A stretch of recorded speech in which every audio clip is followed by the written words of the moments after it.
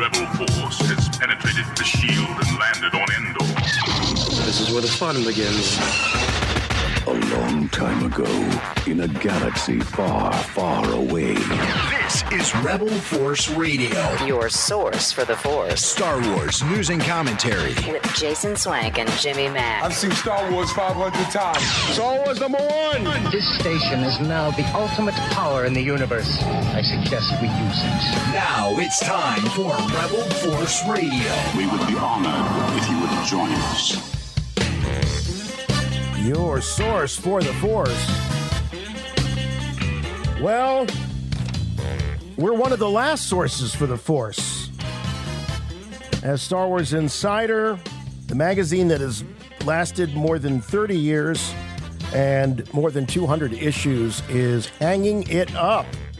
This is really, it's a big moment, especially for those of us that had Star Wars Insider such an integral part of our fandom in the 90s in particular. Oh, and the lead up to the prequels. I mean, there was internet. I know you nerds, you all had your email back in the late 70s.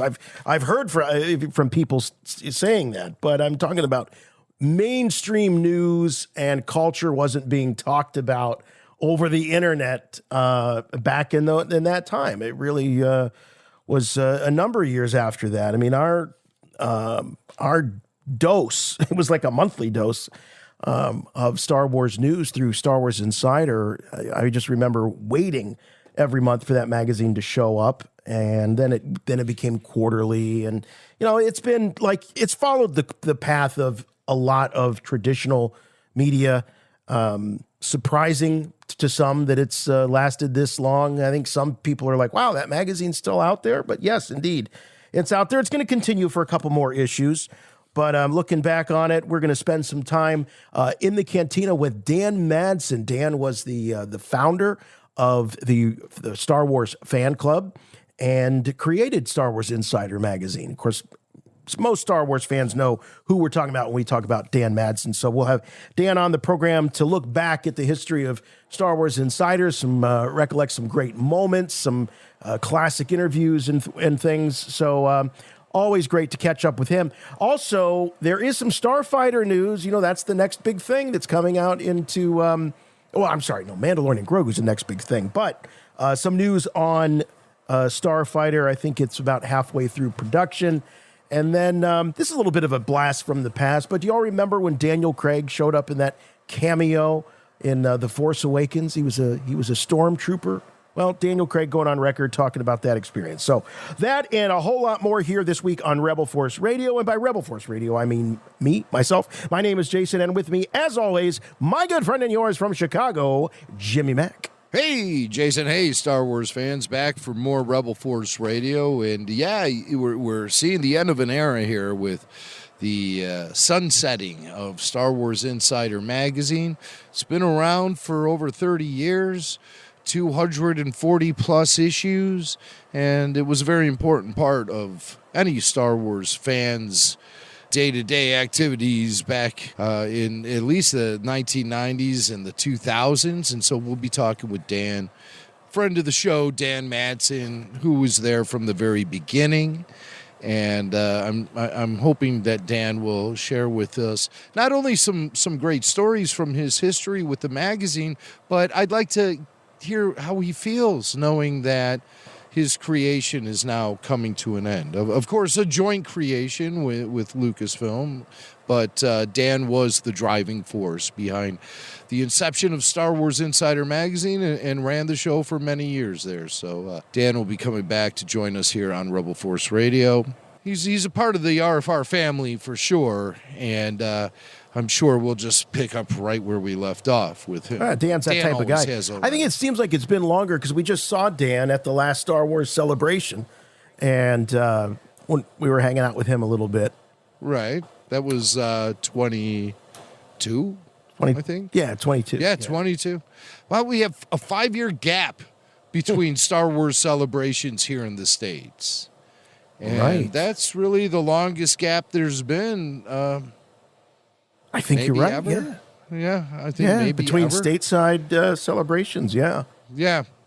So it'll be really exciting to hook up with people in L.A., see all of our old friends, listeners of the show, people who've been with us for now almost 20 years of Rebel Force Radio. Yeah. So there'll be a lot to celebrate in L.A. And also maybe we could poke our heads into that Lucas Museum. Yes. So, yeah. It's just announced that their big ribbon cutting will be in September of this year. Or of next year, September rather. next year, September 22nd. And 2026. And, I really thought I'd be there opening day. I really did, I think people thought, Jim, you'd be wearing the vest. You'd be a docent. I'd be a decent docent as well. But that was back when there was talk about putting it in Chicago. Right. Like a mere 20 minutes from my house. Despite the fact that I really fought for that, I stood tall. I even marched with union activists, people fighting for the workers of Chicago to have the opportunity to have job opportunities at this particular museum. It all fell through due to an activist group here in Chicago called the Friends of the Park, who claimed that if the Lucas Museum was built on the shores of Lake Michigan, you wouldn't be able to see Lake Michigan, which is the most absurd thing I've ever heard of in my life. They wanted to build it on lake, this. It's one of the biggest. It's ginormous. You can't miss it. But to Chicago's credit, it has this traditional history of not building along the actual shoreline itself. And there are certain things grandfathered in, most notably the area where George wanted to build the museum. It was in an area known as the museum campus, and it would have just filled up some paved over space, a rarely used parking lot for Soldier Field and McCormick Place. And George would have added a lot of green space, too. Friends of the Park weren't really thinking in a progressive fashion if they realized how much green space, how much actual parkland George Lucas was going to Well, my God, look at that. He's got dedicate. a park covering the huge structure. Yeah, well, that's a different structure than what was being proposed for Chicago. Oh, he wasn't going to do the spaceship in Chicago? It was a different kind of spaceship.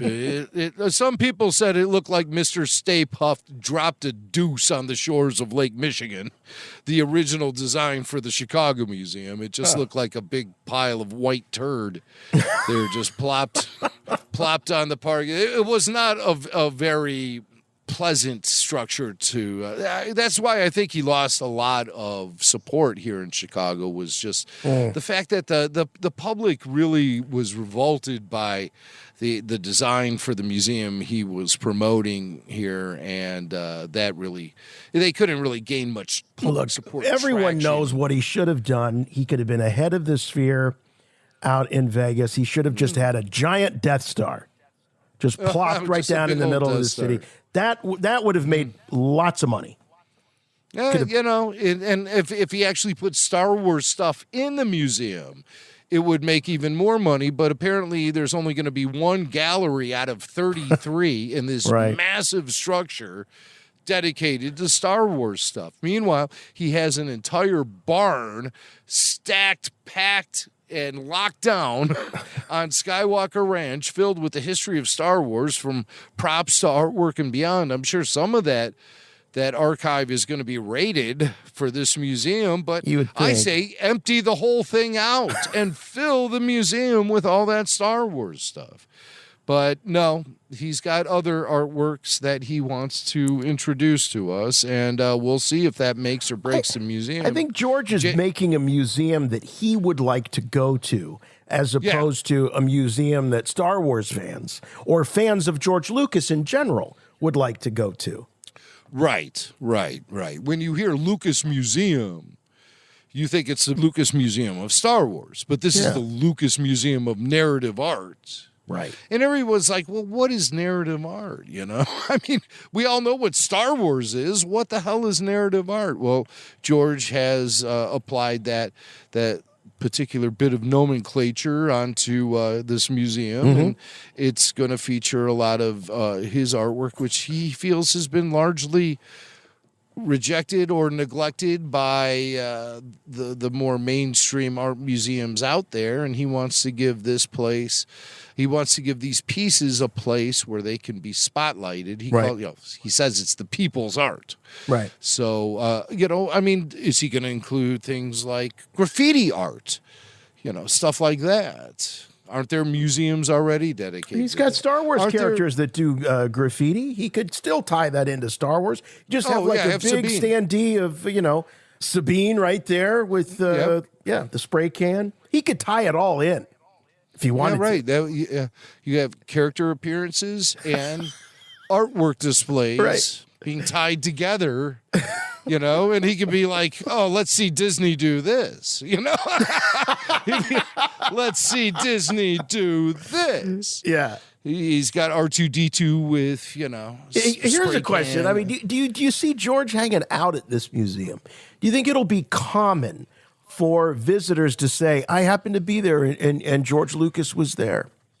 Yeah, I would say yes. Because this is just a big man cave for George to look at his collection. That's what I think it is. It's like any guy who gets married. Your wife makes you sell all your cool stuff. And when George got married to Melody, she made him sell Star Wars. Yeah. And whatever was left over, he can put in his man cave. Now, for most of us, that's a garage, a rec room, or a basement. For George Lucas, it's a $1 billion facility plopped down across the street from the L.A. Coliseum. It's all relative. But, we all roll in different ways. Right. We're just guys. We're just all guys being guys here at the end of the day. And that's what's happening, That's exactly what's happening. But George did say that the price tag for the facility is like $1 billion. Yeah. So this thing better be successful, or else George is going to be, he's going to have more in common with Francis Ford Coppola than just being 80-something-year-old filmmakers. Sell his watch collection. He's selling his watches. He's selling all kind of. He sold his island. Oh, he had an island. He had to sell his island. Things have gotten that bad. It's can't bad. Have his Jim. island. I mean, look. I'll sell anything, but I'm not selling my private island, okay? No, you can't over my do dead that. body. No, you can't do that. Too many memories. Too many memories. Oh, man. Well, let's check in with you, the Rebel Force Radio listener, and see what's on your mind with a little listener mail. You must contact me. Play back the entire message. What message? Message, Doctor, the message. The Emperor commands you to make contact with him. It's a trick. Send no reply.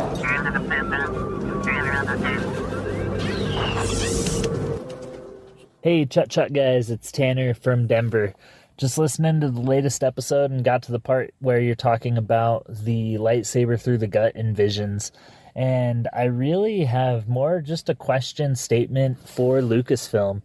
If you guys are so obsessed with showing something that damages our characters, but something that they can walk away from, why not go back to losing limbs? What the hell happened to losing a hand? That's something that's damaging. That hurts. That adds to the story. But it also continues the continuity of the lightsaber damage. Anytime a lightsaber goes through the gut, that is disrespectful to Qui-Gon. Let's lose a hand. Let's lose a foot. Let's lose all our limbs and walk away. Let's do something. Get your act together. Anyways, love you guys. Love RFR #1. You guys have a great night. Hey, I'm looking here at a shot of Qui-Gon getting it through the gut and out the back from Darth Maul. I forgot about what is this, Agent Kolar? Palpatine dispatches him pretty quick through the gut in episode 3, Revenge of the Sith. So, yeah, man, we owe him an apology too, old Agent. But Palpatine took out, in that moment, that sequence, Palpatine was being confronted by Agent Kolar, Saesee Tin, and Kit Fisto, and I swear he took out a couple of them just by looking at them. I mean, I don't even think the lightsaber connected with them. He just, at one point, he just looked at when and the guy fell over dead. You know, it was like startling a bunch of possums in watching them play dead. But this is Agent Kolar, and he is taking a lightsaber right through the midsection there. And this is something we've actually seen Star Wars characters walk away from on Disney Plus streaming shows. And that's what Tanner, our listener Tanner, is talking about there. He says, get your act together. You're disrespecting Qui-Gon Jinn. Oh, my God. This is what it's all come down to, is disrespecting Qui-Gon Jinn. Oh, yeah, sure, you know. I got to be honest with you, Swank. I feel totally disrespected by all of this, you know. I would love to know, Qui-Gon, what you think about this this whole wave of characters that have been stabbed right through the gut, and yet they just walk away from it, or maybe it's just a little dip in the back of the tank, and that's not how it worked for you. No, you don't, Swank. We didn't have no back to tanks back in the prequel days. And I'll be darned, he stabbed right through my pack of Marlboros, which I had in my hip pocket there, you know. Stabbed right through him. I couldn't even have a post-death smoke. It's very disappointing, Swank.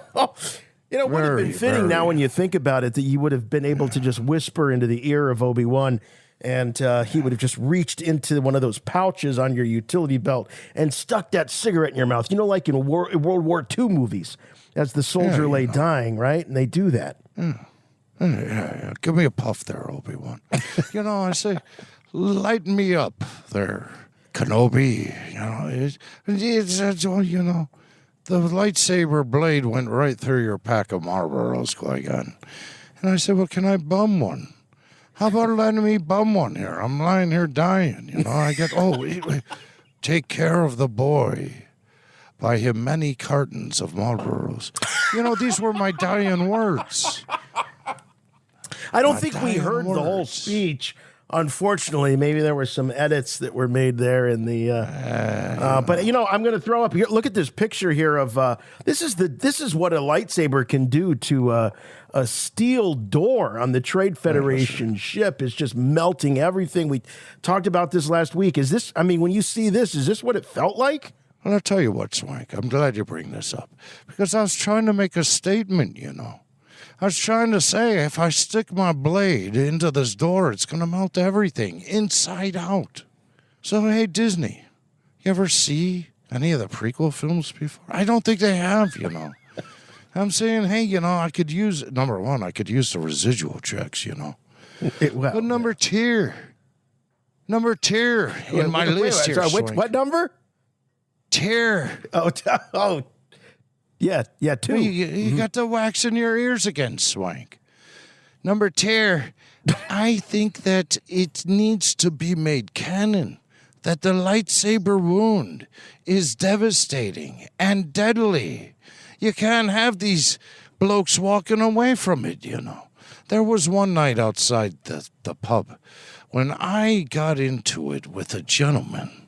And you know, if I had my lightsaber, I would have stuck it right through his gut. But then I went and talked to a priest about it, you know, and he told me, hey, Qui-Gon, you know, get your act together. So I did, and I don't get into bar fights no more. But sometimes I do like to walk into a pub every once in a while, and I'll say, give me a Guinness and a Marlboro, and, you know, we'll just make do. We'll make deer, Swank. Well, I know this is a topic that you follow, and it's very, well, for lack of a better expression, near and dear to your heart. Pretty close to your heart, at least. Close enough that it was the end for you. But Swank, what the hell is your question already? I'm a ghost, you know. I can't stick around here forever. Just get to the damn point. Well, that was my polite way of kind of just leading you off stage. We'll just put it that way. I think you've provided us. What are you playing me off? You're playing me off. You don't have an instrument to play, but you're still, you know, humming a tune there, and it's like you end your speech already. I'm asking you to stop asking the question, and you're telling me to stop answering. We got a bad signal. I'm sorry to. Oh yeah, sure, you know, Swank. Swank. Oh Swank. All right. Well, thank you, Qui-Gon. Yes. We weren't expecting to hear from Qui-Gon in this show. No, that was a huge surprise. I wasn't expecting that. But, voicemail from Tanner brings the spirit of Qui-Gon to the Force works in mysterious ways. You can't control that. Force ghosts, they show up when they damn well want to show up. But Tanner's right. I mean, do you think that these nonsensical saber stabs to the midsection that pierce straight through someone's body, and then the blade gets retracted? We've seen it 4 times now, twice in the Kenobi show, once in Ahsoka, and once in Visions season 3. Here you have a great screenshot up here of Sabine, arms up in the air, and Shin Hati plunging her lightsaber right through. Now, granted, it's not going right through the middle of her body, so it's not necessarily piercing any kind of spinal cord or maybe even avoiding contact with vital organs, but just the heat that gets generated. That's the point. As we saw. Exactly it, yes.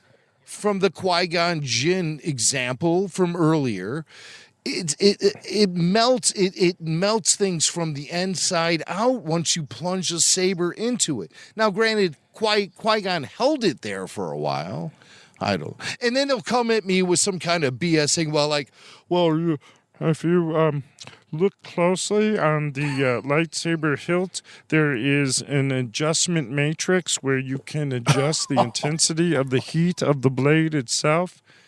And Shin Hati had it set on low. She had it set on low. What? This is the lightsaber equivalent to set it to stun. Is that what we're being told here? And she's in this fight to the death with Sabine. I don't buy it. In the third book of the second High Republic trilogy, it's clearly why I'm against explained. the books. Yeah, it's clearly explained how a lightsaber works. But yeah, so I mean, it diminishes the integrity of, as I've said before, the greatest weapon ever devised for fictional cinematic storytelling. And why? Why? Do you think it's because there's a reluctancy from the current storytellers or maybe the Disney Corporation to actually show some sort of, someone losing a limb? Losing the limb. Okay, so there's a couple of thoughts I have. But that's what made the saber cool to begin with. I mean, that's what made it deadly. That's what made it a weapon to be feared, is when Luke lost that hand, when Ben Kenobi got sliced in two. These are the things. When Ponda Baba lost his arm and Ponda. That was the first time we saw it. That was the first display of the might of the lightsaber. It was used to chop a guy's arm off. And granted, it was 1977, so we got a little blood with it too. But I like the idea that the saber cauterizes the wounds. Yeah. Because I'm not a big fan of gore. I don't like gore. I really don't. I don't like gore, and I don't like gunplay. And that's why Star Wars is the perfect venue for me to enjoy as an entertainment outlet, because there's no gore and there's blasters and lightsabers. The weapons are all fictional, so I'm down with all of that. I'm down with all of that. Yeah, I like this one. Somebody put this online. This is a similar shot that we have, but in this case, they've circled. Now, notice this. This looks like something you'd see in the book about the Kennedy assassination. They've got it's a Zapruder. This is a Zapruder. So they've circled her lungs, and then they've got a line down the middle of her back for her spine. Now, look, please, you can clearly see that the lightsaber is nowhere near the lung or the spine. Well, I don't know. It looks like it punctures the lung. Yeah, depending on how big her lungs are. Yeah. But what I honestly think that it is Sabine's species has kidney-sized lungs, very small lungs for her species. You see, there's always an explanation for it. Right. And she does not have a spinal cord. It's more like a. No, I really think that is. I think it's a lack of imagination. I think that they just, it's inconvenient. I think they're running out of ways in their minds of making these lightsaber battles exciting. They always feel like they have to top whatever the last one was.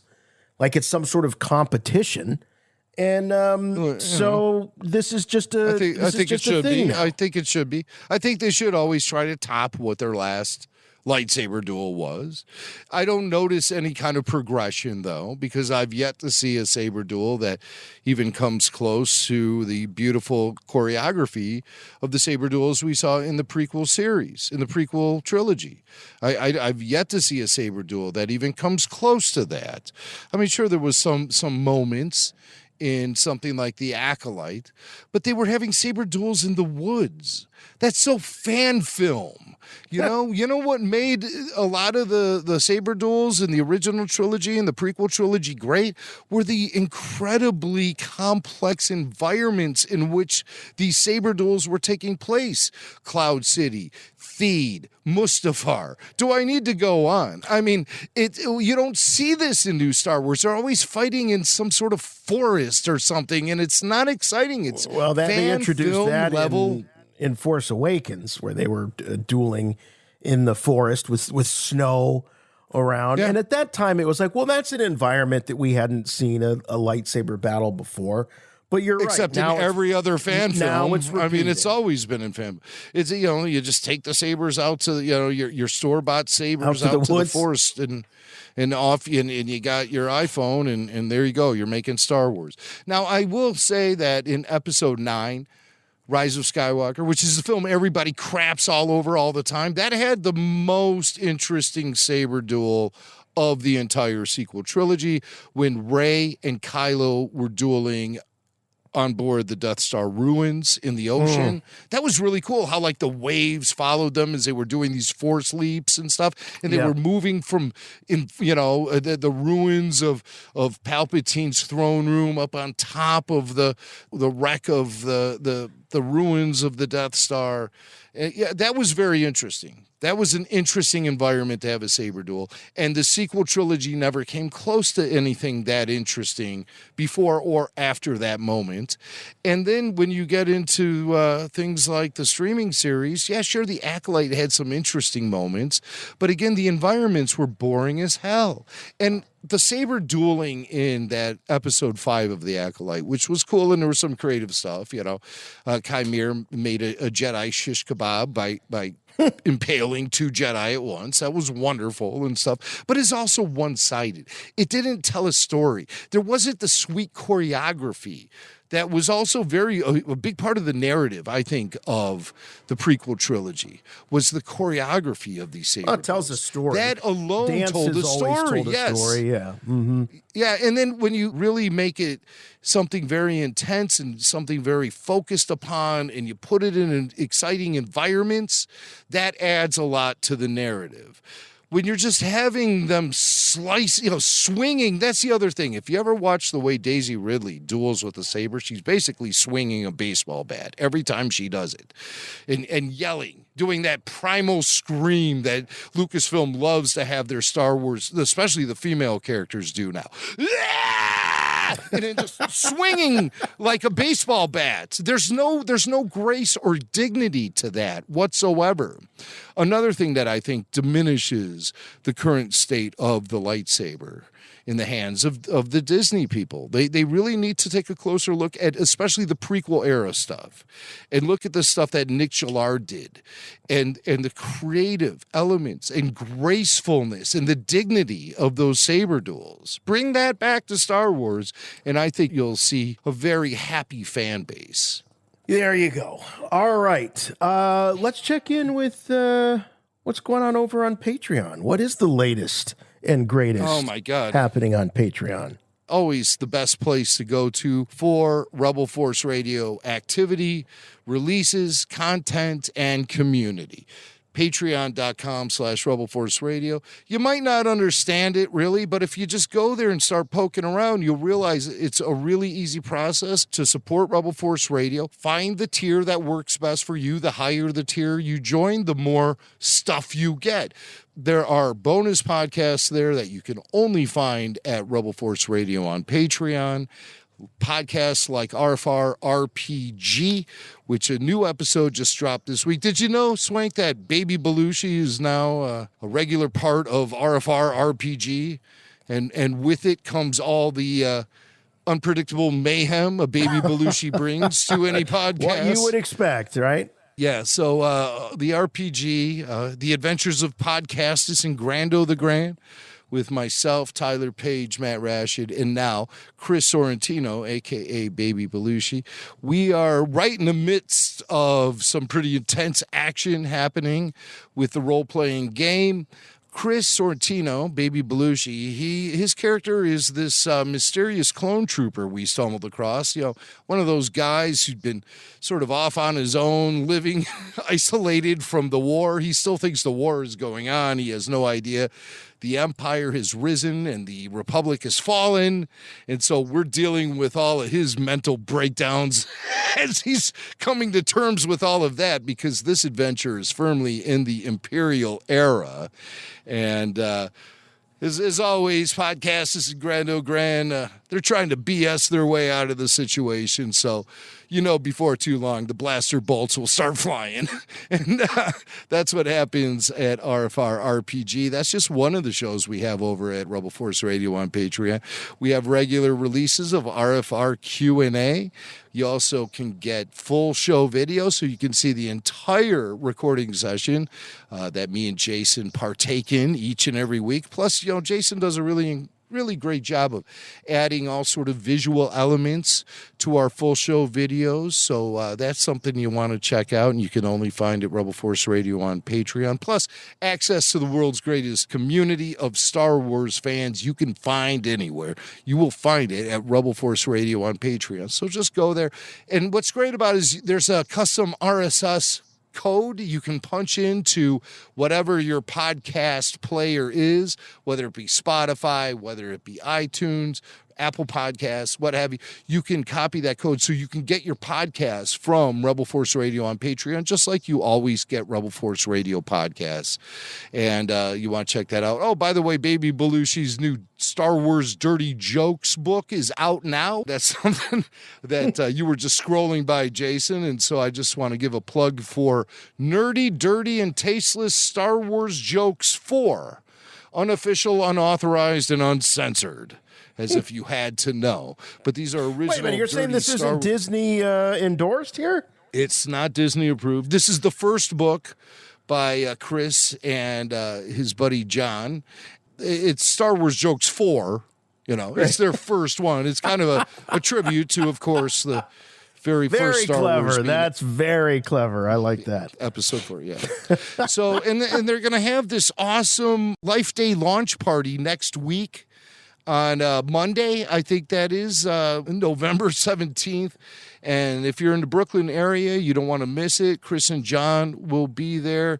An evening of comedy, cosplay. They'll be reading jokes from the book and all sort of chaos. It's going to be happening at the Tom Kane Theater. I don't think any relation to Clone Wars voice talent Tom Kane, but it's the Tom Kane Theater inside Industry City in Brooklyn. Also joining them will be Brian Quinn from Impractical Jokers. So, of course, Baby Belushi is kind of part of the Impractical Jokers family. He's done graphic art for them and appeared on their show before. And if you're a fan of Impractical Jokers, Brian Quinn will be there. So you want to get information on that, you can go to bkone.org/ticks and get tickets to go hang out with Baby Belushi as he celebrates the release of I hope they do a very serious and dramatic session of live readings from the book. I think that's part of it, yeah. Maybe C-SPAN can get out there and cover that. I think that would... That'd be incredible. Yeah, wouldn't it? That would be, we didn't see that coming. If that ever happened. Who's here? C-SPAN. Yeah, this is being broadcast worldwide. But it's... But so that should be a lot of fun. So if you're out in the Brooklyn area, check it out. I got the details up at rebelforceradio.com if you're interested. The details are also posted at Rebel Force Radio on Patreon. We'd really appreciate it if you join the party over on Patreon. Get bonus content, get full show video, get early bird ad-free releases of Rebel Force Radio and have it all piped into the podcast player of your choice with the custom RSS code. Do it now. Support Rebel Force Radio at patreon.com/Rebel Force Radio. Patreon.com/Rebel Force Radio. Patreon.com/Rebel Force Radio. Oh, yeah, sure, you know. Rebel Force Radio.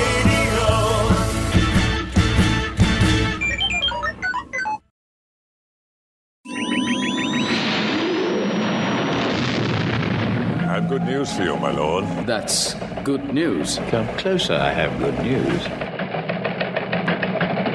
All right, and we do have news. Yes, Star Wars is being filmed now as we speak in front of cameras. There's post-production going on, Mandalorian and Grogu. And we've got some information here from Shawn Levy talking about the status of Starfighter. Of course, Shawn Levy is part of the creative team behind Stranger Things. And, Jim, they've got the big final season coming up. I think it's coming out. There's going to be an episode that'll be dropped right before Thanksgiving and then right around Christmas and then I think on New Year's Day. So they're taking over all the holidays this year. But when you got a guy like Shawn Levy out there promoting one thing, of course, he's going to be asked about Star Wars, I would imagine. Oh, absolutely. Like, you know, the ones who are really kind of, they have their, when I say the ones, I'm talking about the media that covers things like Stranger Things Season 5 red carpet premieres. Well, the ones who kind of have their brains programmed to the Star Wars wavelength that we have our brains programmed to, guys like you and me and everybody listening to the show, they're going to try to sneak in a question to a guy like Shawn Levy when he's hanging out on the red carpet. So Deadline knew what was up, and they took the opportunity. They asked Shawn about how things are going while Star Wars Starfighter is currently in front of cameras, and Shawn seemed super enthusiastic about how things are going. Star Wars is going really, really well. We're just over halfway through. Every day I'm bringing my 10-year-old self to set with me. I knew it would be dream come true territory, but when you get on those sets and you're surrounded by droids and aliens and the scale of those new planets and new sets and new costumes, it is joyous every day. It's hard as hell, but Gosling is a beast of an actor and a dream collaborator, and it's going great. Gosling, a beast. Yes. And we've had many, many beasts in Star Wars, beasts of burden. So Ryan Gosling joining the fray. Are you saying he's a dewback? Are you saying he's a Ronto or a Bantha? Well, you know what? If the saddle fits, no. It sounds like Shawn is, if just super psyched and not losing sight that this is, hearkening back to the kid in him, the kid in all of us. When you get to work on Star Wars, new planets. He mentioned, but it's still Star Warsy enough because it's tickling him, right in the Star Wars feels based on what he's saying. So hopefully there's enough familiarity and for familiar things within the Star Wars universe to keep us grounded firmly in the galaxy far, far away. That's the only thing that makes me not nervous, but a little cautious when we get too far away from what I consider sort of the core elements of Star Wars. I'm open-minded. I'm happy to take it in, but there's certain things that you just got to have, and I hope that Levy's film has those things. Well, just listening to him discuss it, I think maybe that might help put those concerns of yours to ease a little bit, because I'm hearing a guy who's speaking extremely confident. From an extremely confident perspective, he used the word joyous, which means he seems uplifted by this whole thing. So I think he's applying an uplifting tone to it. He does say it's been hard as hell. I mean, making Star Wars movies ain't easy. We haven't seen many of them over the last few years, so that might be some indication to you. Yeah, George can tell you that making Star Wars is not easy. No, it's not. But it seems like Shawn is really coming in invigorated by the whole process. I hear the word fresh being used a lot of times when describing this film of his, Star Wars Starfighter, and how it's going to just be a standalone, thing that can really just apply a lot of joy then to the franchise. That's what I'm hoping for. It has that uplifting quality. I think John Watts did a terrific job with Skeleton Crew. Yes. By applying that uplifting vibe that Star Wars needs to have for as beautifully dramatic and compelling a show Andor was, a show that really made you think. You want that uplifting, joyous, almost fairy tale like quality to come through with Star Wars. You want it to have an edge, yes, but you also want it to have that romantic appeal of the fairy tale. And I think, that comes from the very first thing we ever see in Star Wars films, the line, a long time ago in a galaxy far, far away.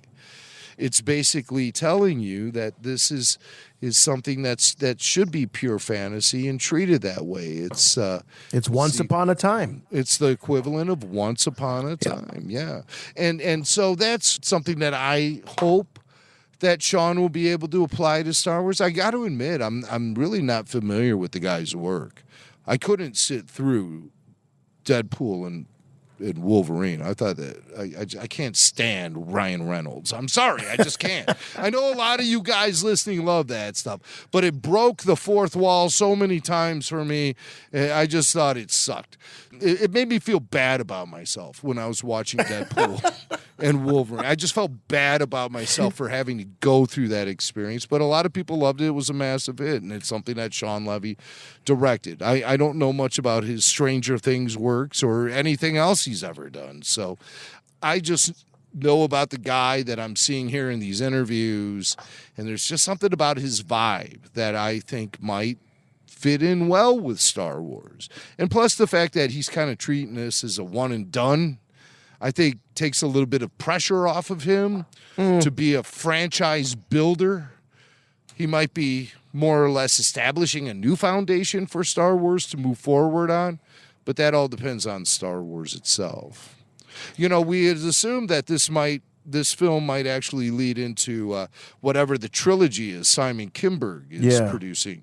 But I read today that Kinberg is now moving into the Star Trek realm.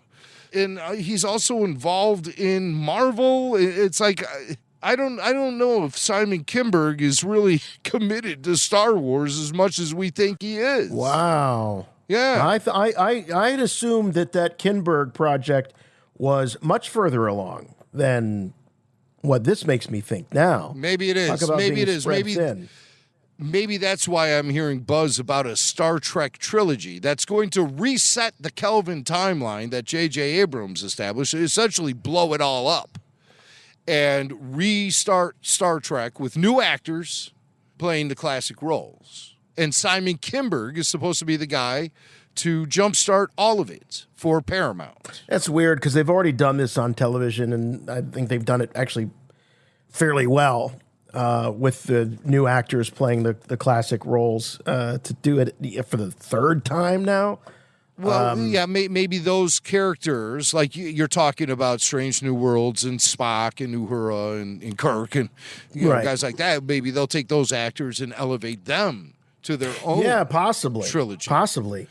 But I don't know. Also, maybe what I was reading was a bunch of BS because I don't really vet out my Star Trek information the same way I vet out my Star Wars information. So maybe what I'm saying is just a bunch of smoke. It wasn't anything I was even planning on talking about in the show, but it just kind of came up, with Kinberg because I was really surprised. I thought he was more or less married to Star Wars right now, but it appears he might be going from the wars to the Trek. Maybe he's just like this Pied Piper of franchises that's just going to bounce from one to another and work his magic or do his damage. Whatever us fans decide is the bottom line for this stuff. But back to Shawn Levy. So he's super pumped up for Starfighter. It's currently shooting, probably right now as we speak. They might be shooting some stuff. So Levy also talked to Collider in a media junket for Stranger Things Season 5. And he also discussed Starfighter and what is expected of this film as far as its impact on the overall franchise and saga and timeline and mythology and all of that stuff. He talks about how he sort of sees it falling into place among all of that. It's for one thing, it is different in that it is an all new, non-sequel, non-prequel adventure. It's new characters. It's new timeline. It inherits legacy themes. But it's really trying to give Star Wars and just movie audiences something fresh, something new, and with a spirit of play and big-hearted adventure with moments of real levity that, frankly, New Hope had in a revolutionary way. And we're really trying to sort of take that tone as a North Star every day. My crew, my DP, Claudio Miranda, Gosling is my kind of central collaborator in the lead role. It's been certainly dream come true. My 10-year-old self is on set with me every day. In fact, he's going to catch a flight tonight to go back to the set and keep shooting on Monday. But it's a huge, invigorating opportunity because Lucasfilm has been so encouraging of me doing something new. There's no pressure to be derivative or limited by an obligation to what came before. There's just a love of what came before. Oh, there's a lot there. But it seems like it can be boiled down to sort of two halves. You know, on the one side, you've got it's deeply inspired by Star Wars, the original Star Wars. It seems like the hopefulness, the excitement, the adventure. But on the other hand, it's fresh, it's new characters. It's not beholden to what has come before. So I think that's relatively easy to explain. Obviously, there's a spirit, there's a tone, there's a goal that seems to be in mind with this story.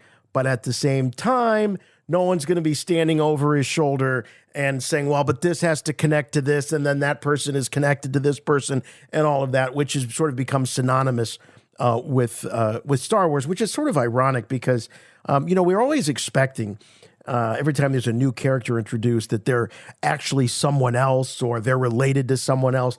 And that really hasn't happened that often. No, it sure hasn't. Yeah, right. We'd always try to connect characters to other people, or even like, oh, that's so-and-so in disguise. Yes, right.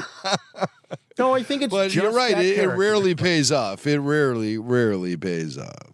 Things that I took note of when he was describing Starfighter is that it has a sense of play and adventure, but he said levity, and he compared that to the levity in A New Hope, specifically the humor, because a lot of times you don't expect Star Wars, the original Star Wars, to be as lighthearted and humorous as it is in many times. I remember that was something that Wendy said to me when we were at the Chicago premiere for the Star Wars Special Edition, A New Hope, back in 1997. Wendy hosted it on behalf of the radio station she was working at, so I got choice seats.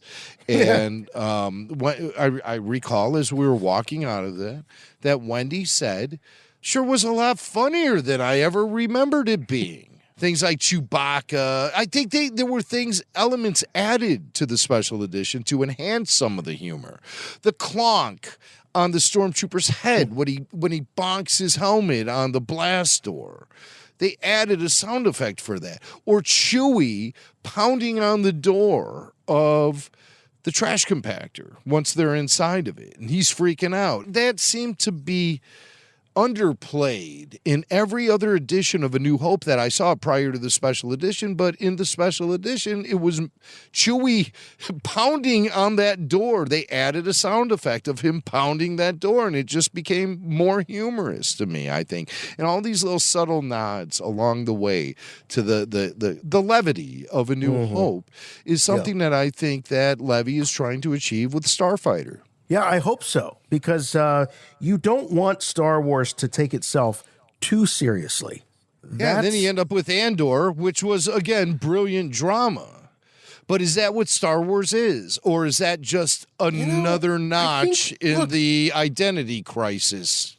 I think that there's a way. I think there's a way to tell a serious story, but not take yourself too seriously. I think that, like Empire Strikes Back. That seemed to be very serious to me. Very. It seemed like the stakes were very high in that. Yes. But yet there was great levity. There were the moments with C-3PO aboard the Millennium Falcon. Oh, his chemistry with Harrison in that film. I think that's some of the funniest bits in Star Wars, period. They were phenomenal together. Yes. Absolutely. And what made it even better was the fact that we were already familiar with those characters. We had already accepted them as members of the family. Thank you, A New Hope. So by the time Empire Strikes Back happened, there was room for that. There was room for those the character chemistry to breathe a little bit, because we understood these characters so much better. And then it was so refreshing to see all of these new elements being added to that chemistry throughout Empire Strikes Back. Brilliantly executed film. Yeah. Kirsch for the win. Kirsch for the win. We have Shawn Levy, hopefully trying to follow in the footsteps of the great Kirsch on the, maybe he'll join Kirsch up on the Mount Rushmore of all-time great Star Wars directors. Do we have a Mount Rushmore? I mean, obviously Lucas is on there. Obviously Kirsch is on there. And then we get into the new era. I guess, pretty fast. You know, I think, we still have two more faces to put up on that Mount Rushmore, and it ain't going to be JJ. It ain't going to be Ryan Johnson. And you know, it's not going to be Gareth, despite the fact that he created probably the most satisfying Star Wars film of the new era. I think Tony Gilroy is certainly in play. Tony's in play. Yeah. But his Star Wars is vastly different from what we assume Star Wars is to be. It was a refreshing detour, especially with the subject matter that he was dealing with, because everything Tony Gilroy did with Andor and Rogue One basically enhanced the evilness of the Empire. And what makes a great story? Well, the quality of the villain. And so if you're going to use those, you know, that medium to make the main villain of Star Wars, the Empire, if you're going to do something to enhance their evil qualities, then make it as mature as you got to make it, because that will always resonate even throughout the more whimsical stories or the stories packed with levity like Starfighter might be. If there are Imperial elements still at play in the galaxy, or even First Order elements still at play in the galaxy, that's all enhanced by something like Andor, which adds the drama in Andor adds to the bottom line of Star Wars in a very profound way. Like, you can never take the Empire without really considering how serious the atrocities that they committed throughout the galaxy are. You know, Andor just reinforces that. It makes the Emperor scarier. It makes Darth Vader scarier even a little bit. It definitely establishes sort of a baseline low in the what's possible for the galaxy. That's for sure. But you know, we're always going to be dealing with looking at what Gilroy did through the lens of the Star Wars that was around it at the time. It's really hard to divorce yourself when looking critically at Andor without taking into account what the alternatives that were being offered to us around that time were. Things like Acolyte, things like Kenobi, things like the Book of Boba Fett, things like Mandalorian Season 3. So it is relative, but nevertheless, I still think without all of that context, I think we can still say, I at least can say, that Tony Gilroy achieved something pretty special with Andor. Would you put Dave Filoni on the Mount Rushmore? No. Not yet. No, these are things that Not have to yet. be achieved. I wouldn't even put Gilroy up there for as much as I revere and love his work in Andor. That's his one trick. He's a one-trick pony in Star Wars. We have to see somebody who can really carry the franchise. And the only people who have at this point are Lucas and Kirsch. I mean, we know Marquand. You know, he was kind of a puppet director in many ways for Return of the Jedi. And I'm sure he made a lot of very huge decisions about the way things should happen. Well, let me put it this way. I hope that the Mount Rushmore of Star Wars creatives, I hope that it doesn't have that many heads on it. I think Star Wars is at its best when there's one head at the top, calling the shots. Maybe we should scrap the whole idea of the Mount Rushmore, okay? Yeah. Because the only guy I know who could sculpt that thing is Billy Mack, and I know he doesn't have the time to do it, so I'm not even going to ask Lawrence him. Noble. Lawrence and Billy together, maybe. I don't know. Yeah, Lawrence, of course. Yeah, Larry Noble, he would be the guy to sculpt our Mount Rushmore. But I got to keep it. I think maybe a Hall of Fame is more what we should be leaning towards. A Hall of Fame. Because a Mount Rushmore is so permanent, and it's very limited. And you have to achieve a certain level of greatness that I don't think you and me can stick around and wait forever for. Right. I think we need a lot more perspective. Yeah. So if we put together a Hall of Fame, a Hall of Fame of the great Star Wars creatives, that could be something that maybe we could make happen, and we could put it in Canton. So that football Hall of Fame. Hey, step aside. Right. We have the Hall of Fame of Star Wars creatives. Right, we're going to open it in Canton, right next door to the Pro Football Hall of Fame. Right in between the Pro Football Hall of Fame and the National First Ladies Museum, which we also have in Canton. So. Perfect. And we'll have our induction ceremony happen the same day that they have theirs happen. So, like, you'll be watching ESPN, and it'll be Pro Football Hall of Fame induction ceremony, and you see, like, stormtroopers in the background and stuff. Like, what are they doing there? We have our own Hall of Fame. What do you think of that? Yeah, some maniac pops up on the camera with a Chut shirt on going, RFR number 1! It's like, yes, this mission accomplished. But we have to accomplish the mission of going through Shawn Levy's comments here. And here's another comment of his, still from that Collider interview. And he talks a little bit about their director of cinematography, a guy named Claudio. And Claudio has huge creds. I forget Claudio's last name. Sean Miranda, thank you. Mm-hmm. And Claudio, his director of cinematography basically means he's the guy setting up all the camera angles and behind the camera, a lot of times himself behind the main camera. And Claudio has worked on F1 and Life of Pi, and there was the Top Gun Maverick, the Top Gun sequel. Okay, so that, I think that element, when you want to take Top Gun camera work and apply it to Star Wars Starfighter, I mean, I think we'll be seeing a lot of dogfight elements in this film. And we'll be seeing a lot of cockpit activity going down. So they're bringing in a guy who knows how to shoot that stuff. And so Shawn talks a little bit about that. And through his comments, I think we might get some clues about the visual quality of what he's trying to achieve with Star Wars Starfighter. I'll give you two things real quick beyond his artistry, which is self-evident in everything from Life of Pi to Benjamin Buttons. Claudio is, I call him the professor, because he loves the nerdy figuring out of prep. He likes to design camera platforms that don't exist. He likes to think about lenses and format in ways that are innovative. And so the rigor of his innovative thinking is a huge gift to a Star Wars movie that wants to break some new ground visually and be a visceral kinetic ride, which is the other thing he brings. Claudio in both Top Gun Maverick and F1 showed this. His sense of how to put people in the action in a visceral way, not just observational way, but a subjective and participatory way in that cockpit, in that driver's seat. He does it like no one else does it. And I wanted that superpower for Starfighter. He's giving me some Rick McCallum vibes.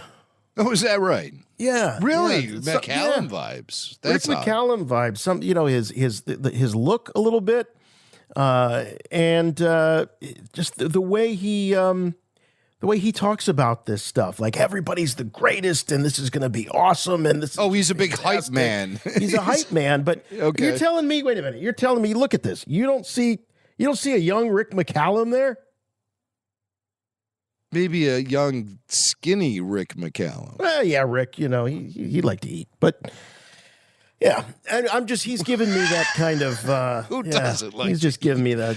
okay, well, I'll tell you this, though. I am impressed by what he's saying about Claudio, and I think he's basically screaming at the top of his lungs, hey, you want to get a vibe for the movie I'm making? Go watch F1, go watch Top Gun Maverick, and then come back and strap in for Star Wars Starfighter, because it will have that kinetic energy to the way that, the way you will feel as an audience member watching this. If faster, more intense, anyone? Faster, more intense. Put you in that pod racer cockpit with Anakin Skywalker. I think George Lucas did a brilliant job of doing. And then add some steroids to it. And I think that's what we'll end up seeing, because it'll be Star Wars, for crying out loud. Right. You want to take the cinematographer from F1 and Top Gun Maverick and put him in a cockpit and have that ship jump to light speed? Oh, sign me up. I'm ready to go. So I'm excited by hearing Shawn Levy share his excitement about the whole thing. But he's not the only guy talking about Star Wars Starfighter. No, we got Matt Smith. Matt Smith rumored to play the villain, one of the villains in the role. He's getting his second bite at the apple of being in a Star Wars film. And he was talking to a rabbit's foot. I hadn't heard of that. I don't get it. I don't know. A rabbit's foot, yeah. So he's going to talk a little bit about being in a Star War. Yeah. Specifically, he talks about the wardrobe process an actor encounters when he takes on roles, and how the wardrobe will have an impact on the performance. And then this leads him into sharing a little bit of info about his participation in Starfighter.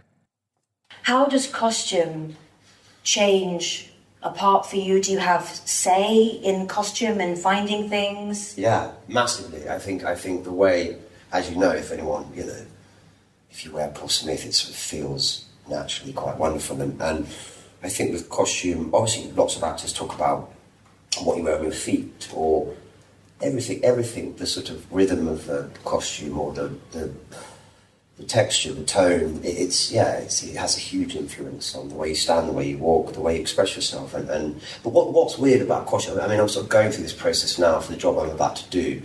We're going through the process of trying to find the costume, and sometimes you don't know if you love a costume until you've worn it for a couple of days.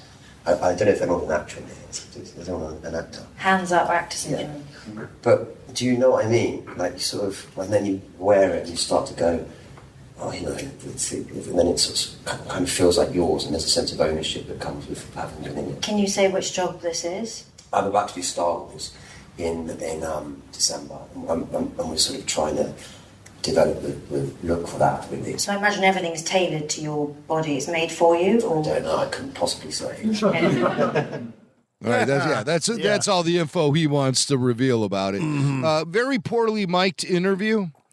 This would never be RFR standards by any way, shape, or form. Now, what was going on with that? It seemed like it was a proper show of some sort. I don't know. It seemed that way. Yeah. And she seemed like a very skilled interviewer. Mm-hmm. But A Rabbit's Foot has a very small following on YouTube. And I think that has to do with the production values that they employ. And they don't know how to mic these people at all. But if it was hard for you to hear, he said that he was talking about wardrobe and how he's going through the process of finding the right wardrobe for a particular production that he's about ready to work on in December. And that is, of course, Star Wars Starfighter. And then she started to probe a little bit more about the wardrobe and the how role. How tight-fitting it was. And if it was custom-made...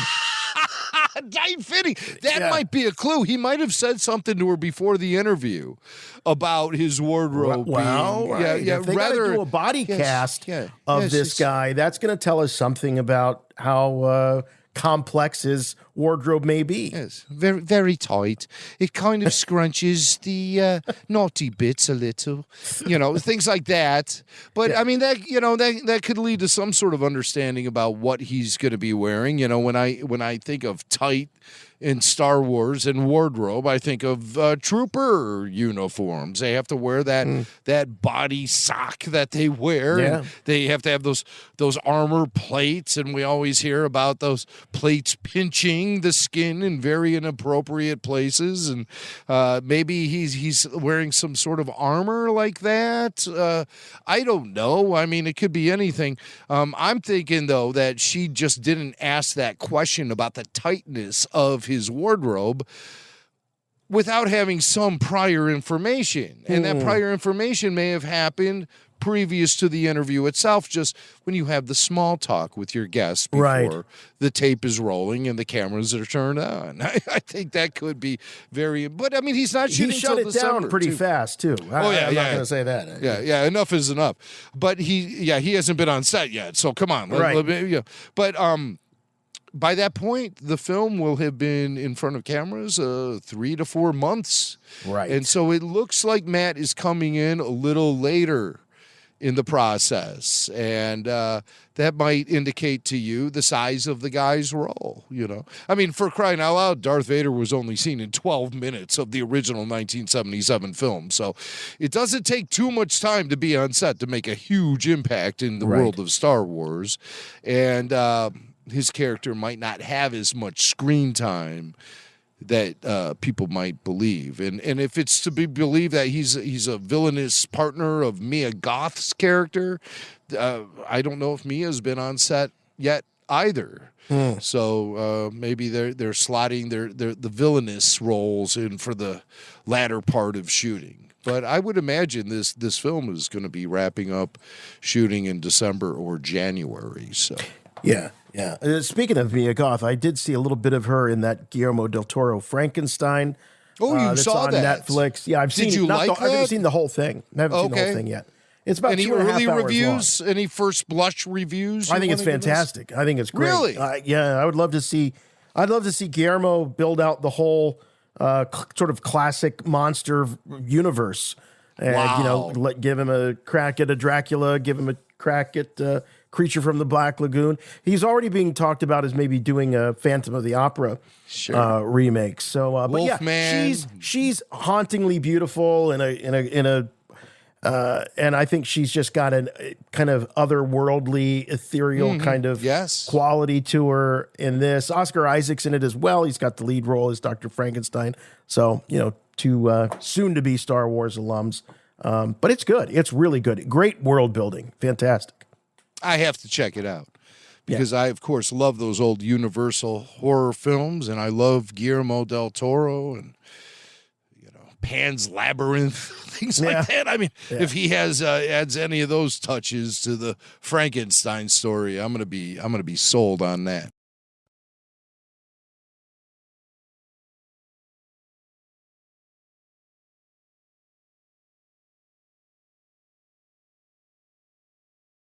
Hey, you know what? We got Dan Madsen. He's waiting in the wings, and he's going to talk to us about the the sunsetting of Star Wars Insider magazine. Yes, he is. A magazine he saw launch. But before we get to that, let's do a little Bondcast action here. And we got Daniel Craig. So okay, what's up with Daniel Craig? The Force Awakens, of course. We were in the theaters opening day. And when Craig did, he did his thing. He was dressed as a stormtrooper who approaches Rey while she is captured by the First Order. Kylo Ren has her strapped to a table, and she's left there with a single stormtrooper guarding her. And she calls the stormtrooper over, plays a mind trick on him, has him drop his blaster and release her binders so she can be free. And he walks away. I remember that day in the theater, and everyone was all tittering and giggling by this stormtrooper, and I didn't get it. I didn't get it at all. And you were sitting next to me, and you elbowed me, and you're like, dude, that's James Bond. That's Daniel Craig. I'm like, what are you talking about? He's like, can't you tell by his voice? Can't you tell by the way he's walking? Right. I was like, no, I can't. I'm not even close to telling.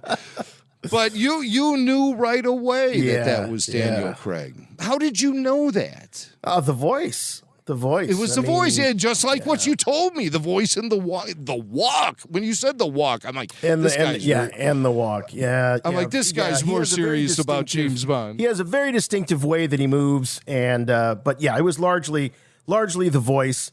And I was just on such a steady diet of those first 3 Daniel Craig Bond films by the time Force Awakens came out that, I was a big fan. The last one let me down quite a bit, had me rethink. The No Time to Die is sort of like the Last Jedi of Bond films for me, because then it just sort of started to taint what came before. So I'm still I'm having a little bit of a crisis in my my Daniel Craig Bond fandom. But both of my Bondcast hosts have been completely weirded out by the final entry of the Daniel Craig era. And so I can't rally these guys to even do a Bondcast podcast anymore. I don't think Jonathan Wilkins is even talking to me anymore because he's so frosted. And also I think Jonathan is frosted by the whole Amazon takeover as well. So I can't get any of these guys to join me in my private office at the MI6 to record a Bondcast. I'm sitting there in London by myself every week with a cup of crappy tea. The tea is the weakest tea I've ever had. I'm sitting there sipping it going, oh, these guys aren't going to show up again at the Bondcast studios. What am I to do? So I don't know. I sent an email about a month ago. I said, so I guess Bondcast is over. No response. Not even from you, Jason. Not even a response. So I don't know. I guess maybe you thought it was like some trick by Spectre to get you guys to reveal some information you're not supposed to. It was, of course, it wasn't an encrypted message I sent you guys, but you didn't respond. So I don't know. You guys ask me all the time about Bondcast. I can't tell you. I hear Bondcast has been bought out by Amazon, so we may not even be able to make it anymore. I don't know. Oh, it's just like Barbara Broccoli is now, she left the Bond franchise and now she is managing Bondcast. Yeah. And she can't pull it together to make the next episode happen. So somebody has to pay her like $1 billion to leave. So we're starting up a GoFundMe. Make Barbara Broccoli leave the Bondcast. That's our new GoFundMe. You can find it at gofundme.com/Bondcast. And donate as many millions, maybe even $1 billion.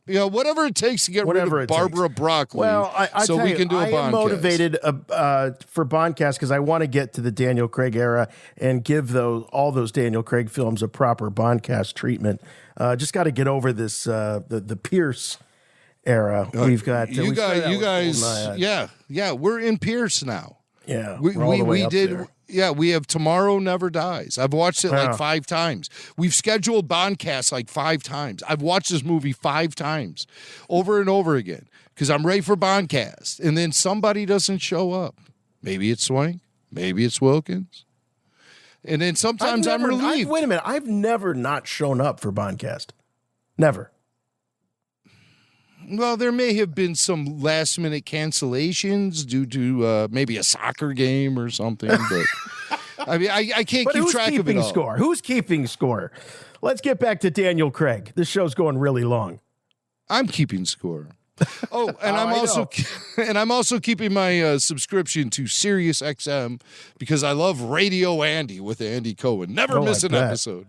And Craig was there, even with Ryan Johnson, to promote the latest Knives Out film on Radio Andy. And Andy Cohen, he's got his thumb on pop culture, and he knows what's up. And so he's got his thumb where?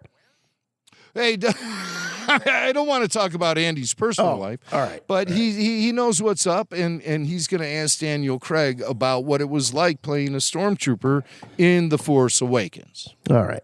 It was great. No, it was great. I mean, we didn't tell anybody. We just did it. I was prepping for, I don't know which Bond, but I was prepping for Bond, and they were shooting. JJ was shooting, and I know the one of the AGs, and he was working on a movie, and I said, surely there's... Surely, right? And they said, "Yep, let's do it." So I did it. I did a morning shoot. And wow, is that uniform terribly uncomfortable? It's basically worn by a lot of stuntmen out in the desert, so they do they don't smell great. And also the sleeves on mine were too long and it's solid, and I couldn't feel my thumb for a week. Wow. Wow. But otherwise, it was great. Oh, I feel so bad for him. Why do you feel bad? His widow thumb. Oh, my thumb is too tight. How can I be bound now with this little thumb that hurts? Yeah, Daniel Craig. Where have you gone, Daniel Craig? But I mean, I think this is the first time. I feel like this is the first time he's really talked about it. And there he is, ironically, sitting right next to Ryan Johnson. Yeah, I know. That's the weird part. Yeah. Like Ryan was like, hey, I did a Star Wars. I did one too. Me too. And Andy used to be like, no one wants to talk about your Star Wars. I'd rather hear about Daniel Craig's 30 seconds than your 2.5 hours. Well, I just thought it would be worth, hearing what Craig had to say. And that's for sure. That's your latest episode of Bondcast. So stop sending me emails.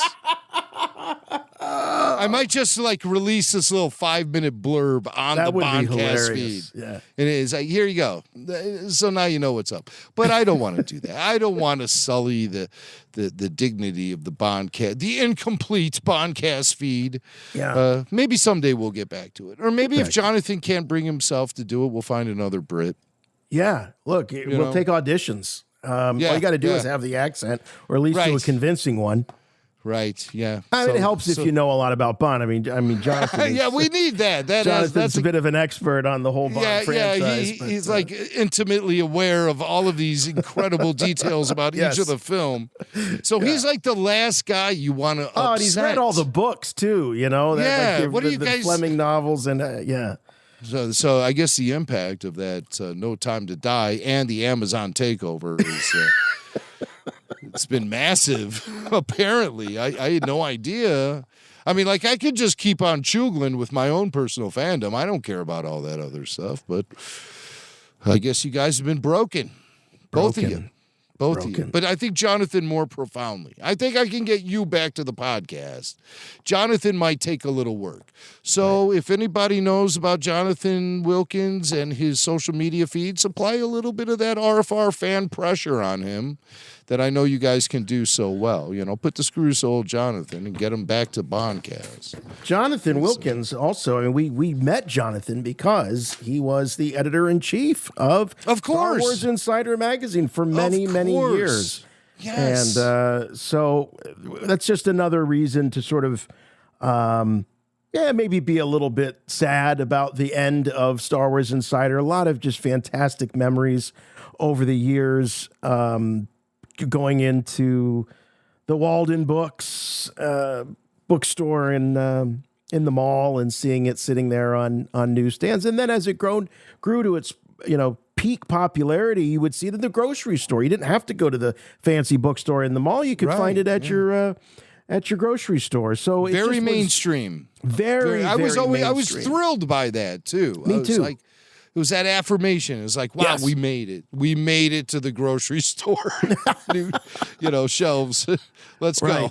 Right. But of course, as the internet became, the internet, and everybody needed to be first to break all the stories, and of course, the capabilities of the internet, as it grew into the late 90s and early 2000s, where you could get, big, beautiful, high-resolution photographs and video and all of that. It just really, unfortunately, took a toll in traditional publishing and glossy, beautiful magazines. But there is still something great about the portability of it and just being able to get away from the glowing screen and crack open the magazine. And so I'm going to be sad to see it go. I'll be honest, it hasn't lived up to what I remember Star Wars Insider always being for many, many years. It really became Star Wars High Republic Insider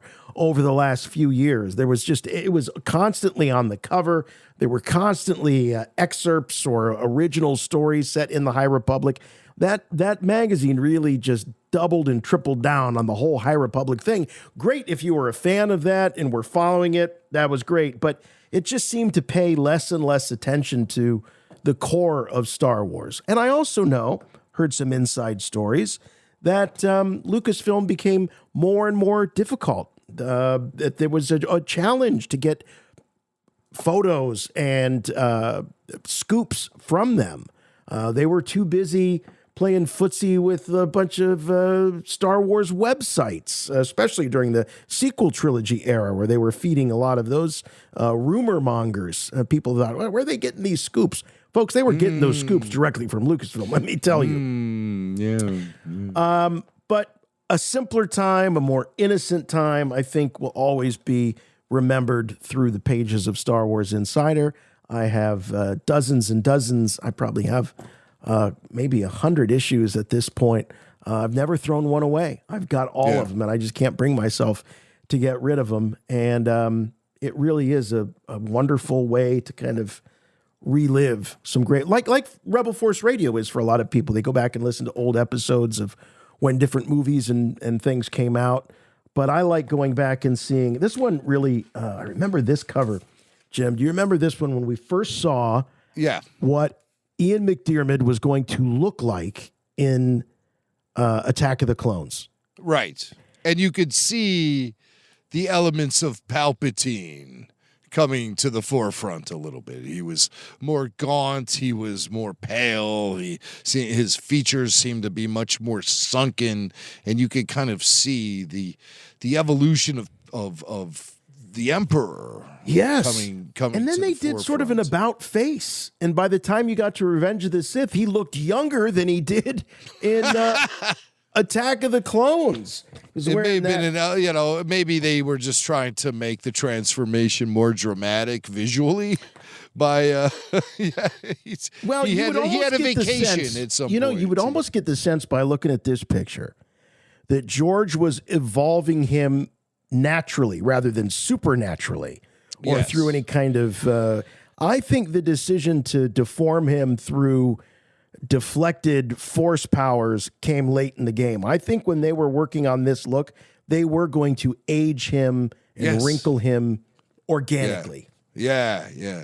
And then George just was like, well, let's just cut to the chase, throw a bunch of his own electricity right up into his face and age him and make him look old. But I mean, the whole end of an era is upon us, especially with print media. And magazines held such an important place in the Star Wars fans' lifestyle, really. Star Wars Insider magazine was there. There were other magazines along the way, things like Starlog, always very exciting to get early issues of that in the 70s and 80s, because this was our only source of information.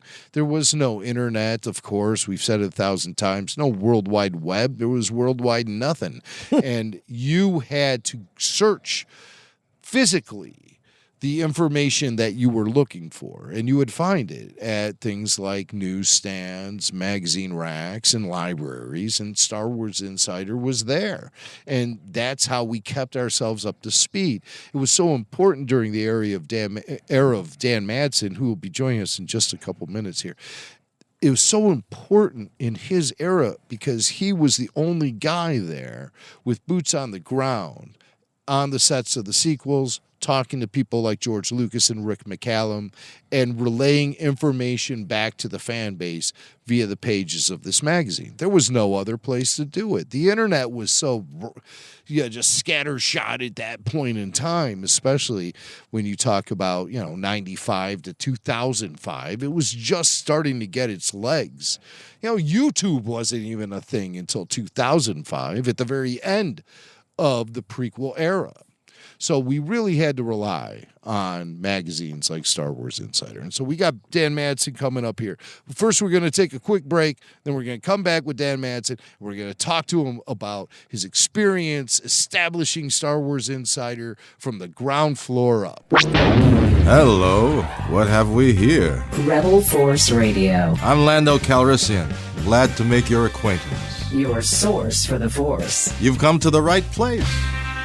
I can tell that you've done this before.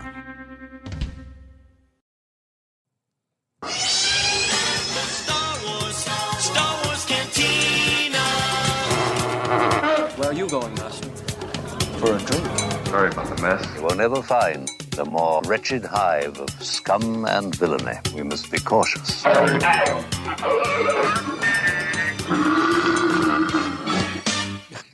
Hey, Dan Madsen. Holy smokes. Long time no see, my friend. I know. It's been way too long. It sure has. It sure has. We can't let it go this long again. No kidding. No kidding. How are things? How's Dez? How's everything? Dez is doing fantastic. We're getting ready to head off to Gettysburg, Pennsylvania on Friday. Oh, some Abraham Lincoln business going on there, I assume. Amen, brother. Yep, a big Lincoln forum. It's kind of like a Trekkie convention for Lincoln. Well, what's that going to be like? You got some cosplay going on, like different eras. Like there's the beardless Lincoln, the Lincoln with the beard, the top hat Lincoln. There is actually some people dressed as Lincoln, but they've had in the past people who actually played Lincoln. And on the year that Spielberg's Lincoln came out, they actually had Spielberg coming. Oh, no, they really? Yeah. I didn't go to that one. I wished I had, but. Oh, no kidding. But yeah, no, that's where we're headed, and that's cool. We'd like to move back there, so we're going to be shopping around with a real estate agent, seeing if we can find a place, a neighborhood that we really like that we could. In Gettysburg, Pennsylvania. Gettysburg, Pennsylvania. Wow. Now, I don't know if you know this, Jason, but Dan has been a lifelong Abraham Lincoln aficionado. I sure do know that. Yeah. Okay. All right. Okay. It's come up before, Dan. It's been mentioned a few times, I think. A few times. I follow Dan, of course, on social media, and Dan is posting about history and famous historical figures and I love it when there's an Abe Lincoln post. But Dan, we as much as I would love to talk about our 16th president, we got you here on Rebel Force Radio, one, to catch up because it has been a while, but also this announcement that after many, many years, 200 and some issues, the Star Wars Insider magazine is going away. And I have to tell you, when I heard the news, I got so nostalgic. I've kept every issue that I ever had, going back to the very first one here. Which one is that? This is number 31. I'm not lucky enough to have 23. 23 is the coveted one because that's the very first issue of Star Wars Insider as we know it. And right. Dan, was that the first newsstand issue? Oh, yeah. No, it was on the newsstand before that. That was just the first one that we actually had the title changed to Star Wars Insider. What was it called before that? Lucasfilm Fan Club magazine or something like that? Yep. The Lucasfilm Fan Club. It was the Yeah. logo on the front cover of every issue prior to that. Yeah, And that was yeah, by Lucasfilm's choice. I wanted to just come on board and start up Star Wars again, but they felt that, and really they had no idea if George was going to actually ever get back to making any more Star Wars movies.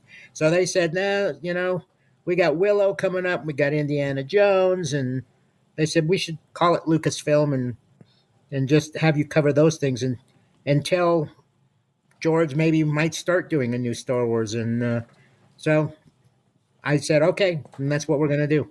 But I made sure we had something Star Wars in every issue. Oh, well, thank God for that. Because there's only so much juice you can squeeze out of Tucker, a man in his machine, or Radioland Murders, There's only so many. Let me tell you, it was painful back then.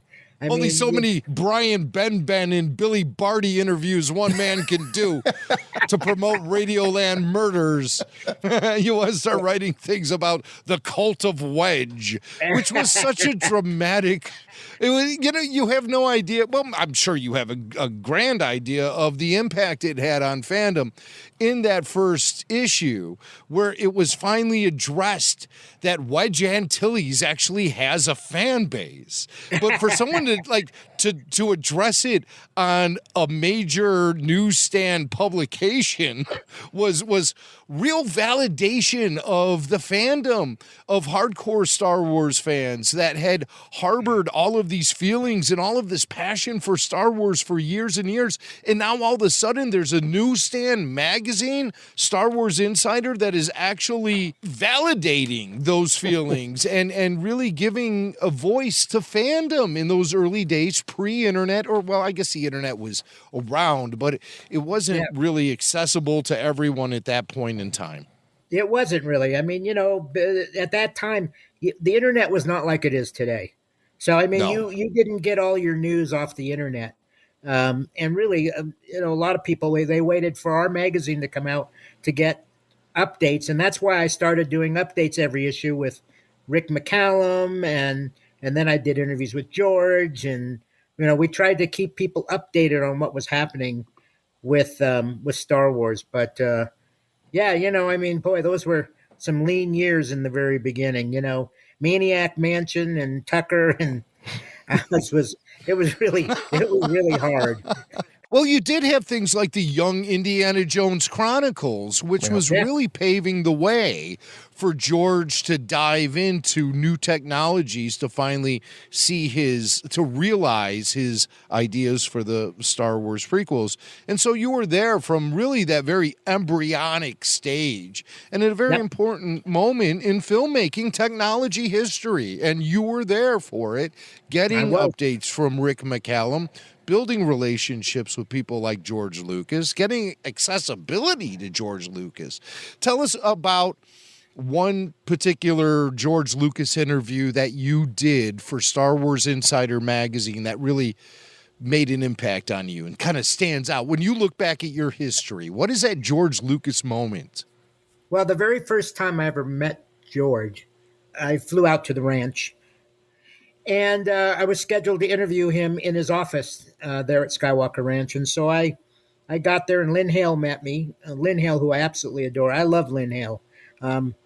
I still stay in touch with her, even though she's left Lucasfilm, a year or two ago. Yeah. She's a famed director of communications for George Lucas's Lucasfilm. And then her career did continue on into the Disney era a little bit as well. Yeah, a little bit. Yeah, it did, actually.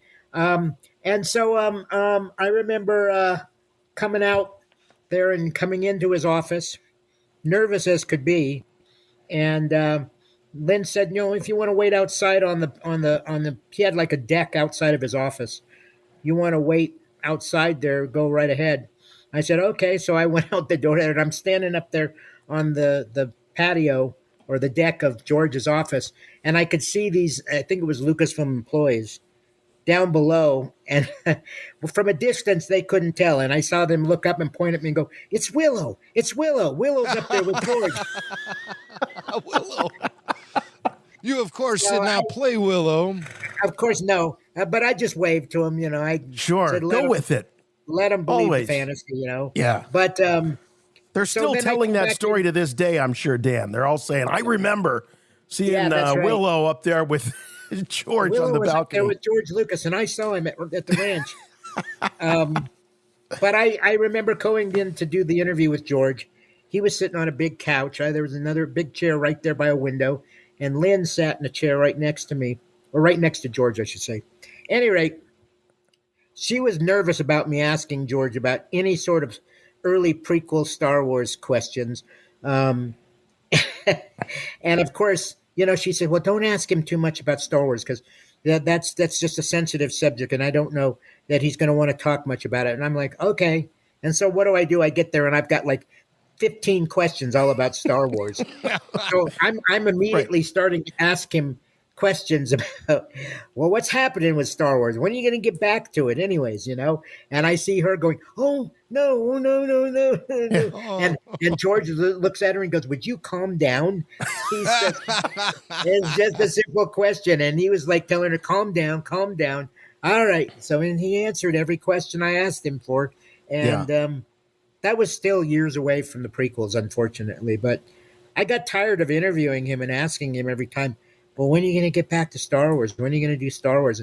Well, I plan on getting back to it. It's going to happen eventually, but I just don't know when. And I'm like, okay, well, maybe next year you'll know when. I don't want to make you jealous, Dan, but as I was going through my old insiders, I did happen to find this letter from George, signed by him, as a matter of fact, too. Wow. Look at that. Personally signed. Yeah, he personally signed that for you, Jason. Right, I was going to ask you what that was like as you stood by as he signed every one of these letters. But I always looked forward to the George letter every year with the fan club. So take people back a little bit because we kind of glossed over it. But I mean, you were brought in by Lucasfilm to start the first official Star Wars fan club because you had done similar with Star Trek and Paramount and kind of wrangled all the disparate groups of fandoms into kind of one collective.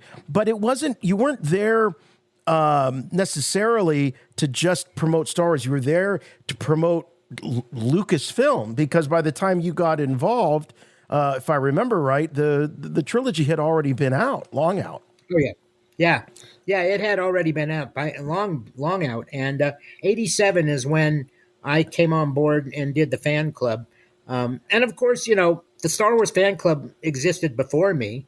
They had Bantha Tracks as their newsletter. Mm-hmm. And that went away. And it was partially because that went away that Howard Rothman called me up and said, we just decided we weren't going to do it anymore.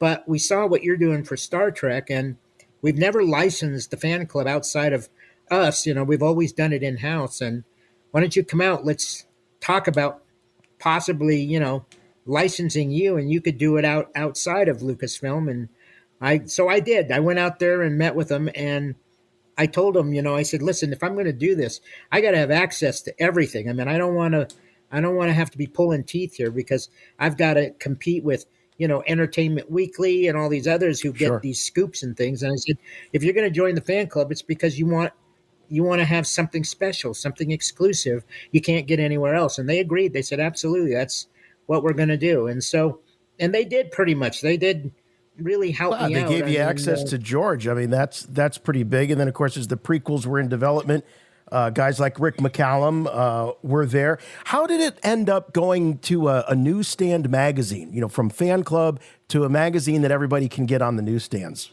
Well, Star Trek was already on the newsstands, so it was pretty easy to move Star Wars over to that. My newsstand distribution company that was putting it in Barnes & Noble and grocery stores and Walden Books back then in those days. Oh, that's where I got mine. Absolutely. There you go. Yep, that was our local bookstore. Any rate, I told him, I said, I have something even bigger than Star Trek. And I sent him a copy of the very first Star Wars Insider magazine. And they said, oh, my God, yes, absolutely. We'll take those. And so they tested it, put it in a certain number of markets, and it just went ballistic. And so they said, we'll take more of that. And, at its peak, guys, at its peak, We had 500,000 copies of the Star Oh my Wars God, Insider. that's Wow. about That was 5 times as many as I thought you would say for, peak distribution. When we ran the fan club, it was the largest membership base that Lucasfilm ever had, and the Wow. magazine went out to more people than it's ever did before that and ever has after us. I was familiar with the Lucasfilm Fan Club magazine, but I never stumbled across it or anything actually on the newsstands. But it was the issue, I think it might have been the second issue after the first one, once you made the transition from Lucasfilm Fan Club magazine into Star Wars Insider. The one following, the first issue had Alec Guinness's Obi-Wan Kenobi on the front cover, and it had that Cult of Wedge article in it. Yep. And I eventually acquired that magazine several months after it was originally released. The first time I saw Star Wars Insider, actually, it wasn't on a newsstand, it was in a comic book shop. Yeah, that's where we sold a lot of them, was in the comic book shop. That's where I saw it the first time. I was just getting into like comic book culture and things like that because of the rise of the Star Wars expanded universe, starting in 1991 with Tim Zahn's book Heir to the Empire, and then Dark Horse Comics was releasing Star Wars comic books. So I was pursuing this stuff, and one day I was taking a lunch break, and I went to this comic book shop in Lincoln Park on Chicago's north side, and it was in the lower level of this building. There was a Tower Records upstairs and a bagel shop right next door to it. And I say the bagel shop because you could smell this amazing bagel smell of freshly baked bagels floating through the comic book shop. And so I always associate the smell of bagels with this comic book shop. I'm serious. And on the shelves was this, I think it was the second issue of Star Wars Insider magazine. It had Ralph McQuarrie on the front cover. Yeah, that's right. It was an interview we did with Ralph, yeah. And I'd always been aware of Ralph thanks to the Topps trading cards and old books and the Ralph McQuarrie Star Wars art portfolios and things like that. But that's really when I started to get to know the guy, was through that article and that recap of his career. And from that point on, I was frequenting that comic book shop to get Star Wars Insider magazine because that was my big dose of Star Wars news pre-internet era. You guys were getting the scoops. You had the great Anthony Daniels writing for the magazine. Ooh, the Wonder Column. Yes. Wonder Column. Absolutely right. Column. Yeah. And his like it was like getting into the mind of a madman, as he was, having all of these recollections on his experiences on the set of the original Star Wars. The way he would convey those stories was really intense. You guys even released a CD of Anthony telling those stories. Yes, Remember we that? did. Yeah. We sure did. There are a lot of good stories he told that I couldn't. We're not for publication, so. Oh, of course. Maybe someday. Long after Anthony's gone, we'll run those. But yeah, he had a lot of great stories. But yeah, we did that Wonder Column CD, and that really did well. He was surprised at how well it did. It was a stream of consciousness, as he would, and he is a raconteur of a great degree, and he can tell a story and spin a web of a tale that was really intense. I would love to go back and actually hear some of those old recordings. I bet somebody's got them on the internet somewhere, but somebody probably does. I think they would be a lot easier to listen to than to read. I remember really struggling through those because he had just this enormous vocabulary, and I'd have to look up half the words that he was using. Yeah, he had a very different way of writing that wasn't necessarily common to Americans. Right. But, all of the interviews I've ever done for the Lucasfilm Fan Club magazine, Star Wars Insider, I still have all of those on tape. Oh, my goodness. With George and Steven Spielberg on the set of Indy, and Harrison Ford and Mark Hamill. And you go back, I've still got all of them. And my buddy Rob keeps saying, we need to digitize those. You need to do some, people would probably want those. They to listen to those interviews. And I said, well, maybe someday I'll get the energy up to do something like that. But Rob is a very wise man. That he is. He is indeed. And he probably suggests maybe a podcast outlet to you if you ever wanted to go public with any of those recordings. He might have a suggestion of, I don't know, maybe. So, but you are writing a book, aren't you? I am. I'm still in the process of doing it. It's slower than molasses, but I've had a heck of a year. I had a knee replacement, and then I fell, and I hurt my back, and I had to have spine surgery. And oh my gosh, I'm just literally now getting back on my feet. I still can't just walk across the floor. I have to have a cane still right now. I hope to have next year be the year that I'm healthy and I can really finish that book and do it upright, because I've got so many stories that I want to tell, and stories that I've never shared with anyone. And they're stories on Star Trek and on Star Wars, and not just those, but I mean Lord of the Rings and Back to the Future. Right. And yes, you're not just a Star Wars and Star Trek guy. You were also hired to organize the fandoms of Back to the Future and Lord of the Rings as well. And I'm really looking forward to the book. I think we were one. I'm sure you had a lot of people chirping in your ear. I know we were one noisy outlet that kept encouraging you to write a book, Dan. Write a book. So you kept telling me, part of that, of me deciding to do so, was because you guys kept telling me you ought to write a book. You ought to write a book. You got to. Your life has been just incredible. Glad to hear that you're on the men's. You look fantastic. For those that aren't watching the podcast, you look great. But getting back to the magazine, how important was it? I mean, when we started getting issues like this, I'll never forget. With what is it? This is Ewan McGregor on the cover. This was the first time I remember actually seeing him as Obi-Wan Kenobi. It was the first time.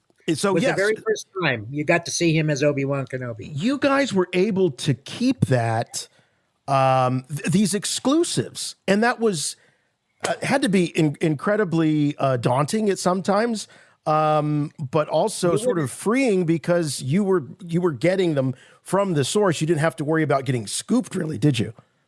No, but I mean, you would not believe the arms I had to twist to get those exclusives. I mean, I'd have to say, well, give us just this, or give us, and they'd send me some, close-up shot of some spaceship, and I'd be like, nobody cares about that. No, it's just a picture of Rick O'Lee. You can't even tell what the hell it is. I mean, give me a shot of Obi-Wan Kenobi, so that we can see actually what he looks like now in the new prequels. And it was a lot of arm twisting to get them to do that for us. And then, the other cool thing was that they finally gave us the ability to do our own exclusive action figures. And we did 2 years? We did the Cantina band members. Yep. All 5 of them you could buy. The Bobar Monk, which was awesome. Yep. And we had Ula and Salacious. And then there was a Muftak and Cabe 2-pack. Yep. That's right. Was also fantastic. I mean, it really was.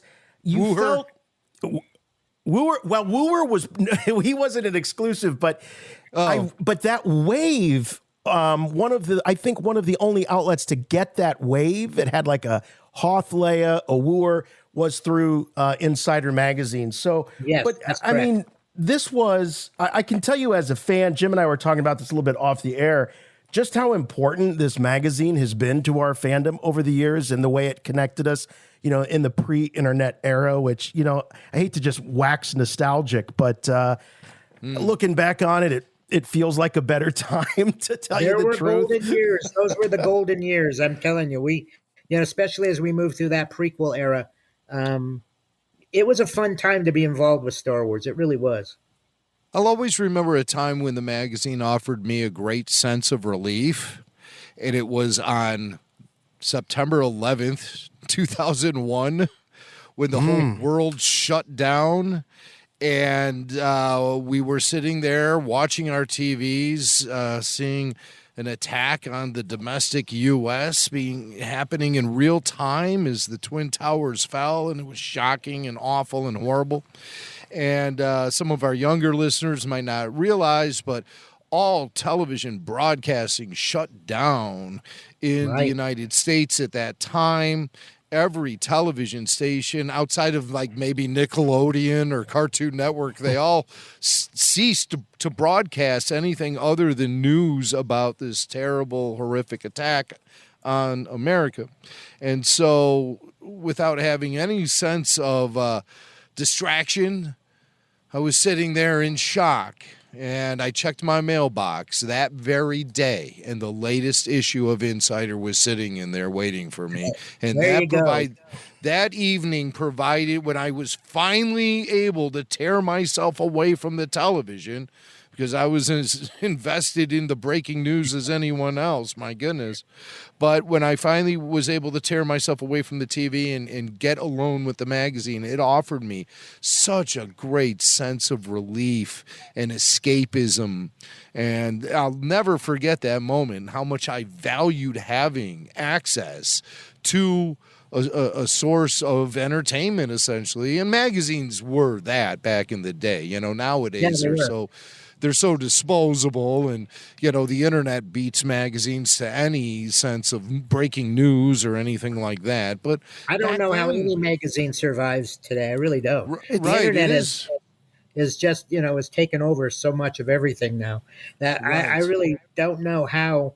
And it's not surprising to me that Insider is going away next year, because there's only so much you can do now with the internet and the immediacy of news that comes out. Yeah, there you go. And it doesn't surprise me that, I was wondering how it survived right up to now, to be honest. So, well, that was the reaction.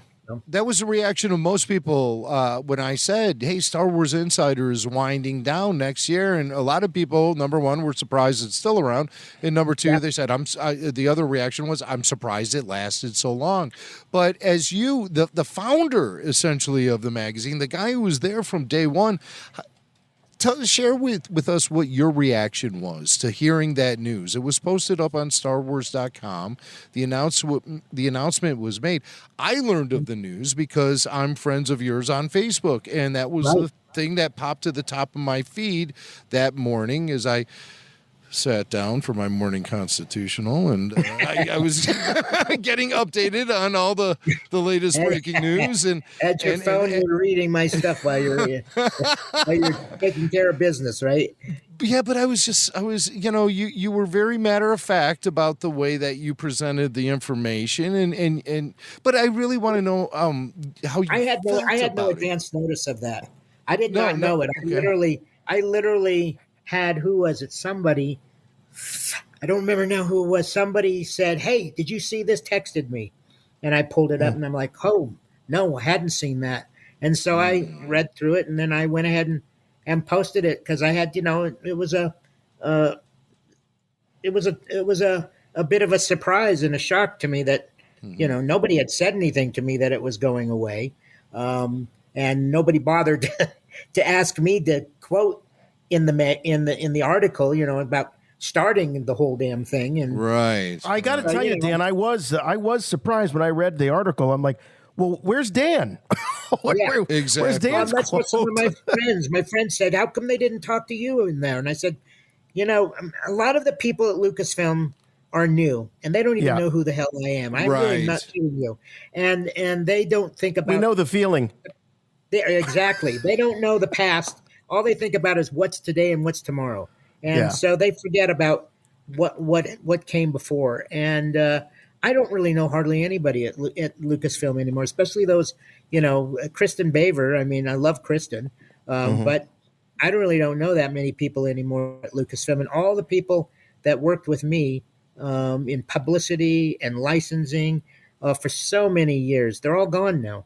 They all left years ago. So I really don't have that many friends at Lucasfilm anymore. Yeah, God, it's so weird to hear a Dan Madsen saying something like that. But I mean, that's just the way things evolve over time, and people come, things people move go. On, people change, and Dan Madsen is just a name in Star Wars history books now to them. They don't. Hey, listen, people come, people go, but legacies endure. And That's your right. legacy, absolutely right. Your legacy within Star Wars and with Star Wars Insider magazine is something amazing. So do you want to share with us any kind of emotions you might be feeling as you learned that the magazine is sunsetting?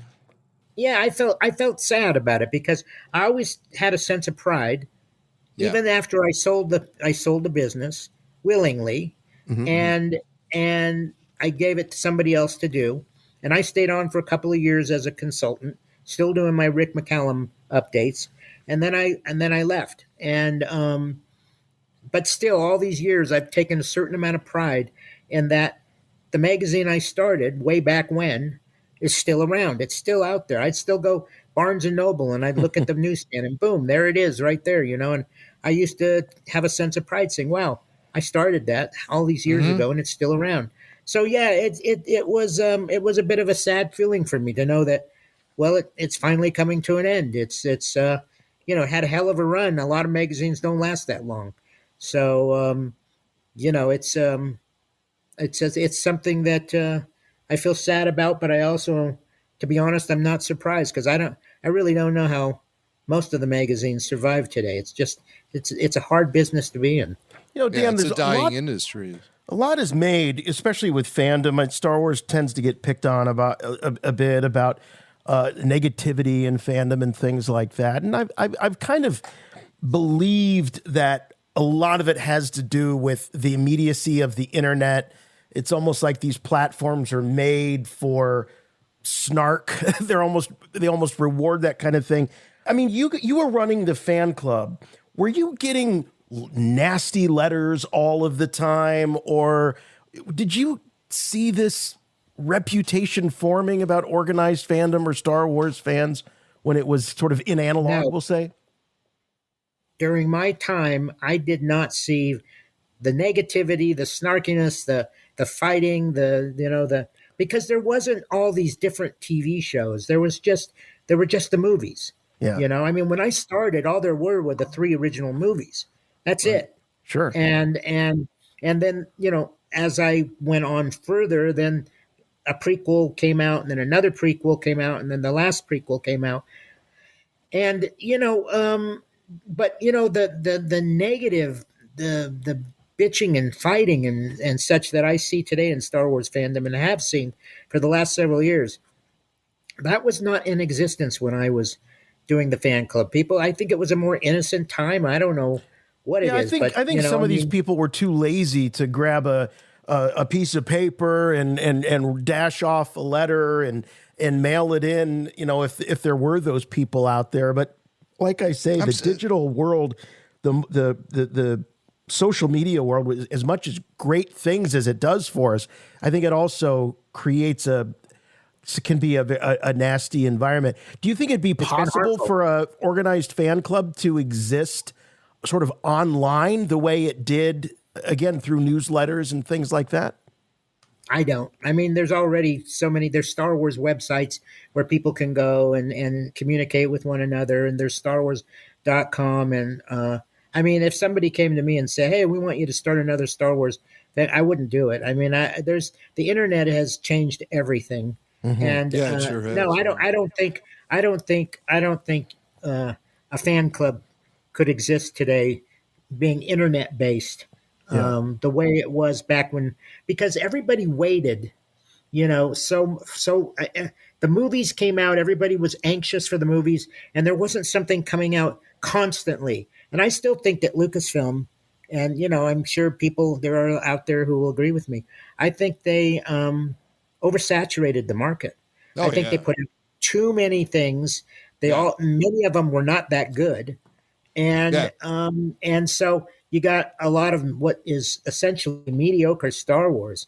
And I think people just kind of, it's like your favorite food. You can eat so much of it, and then you give too much, and you finally like, no, I can't eat anymore. That's enough, And I think that's what they've done. They've gone to the well one too many times. And I think they kind of started to learn their lesson. I mean, it's been a while since we saw a Star Wars movie out, but this is true.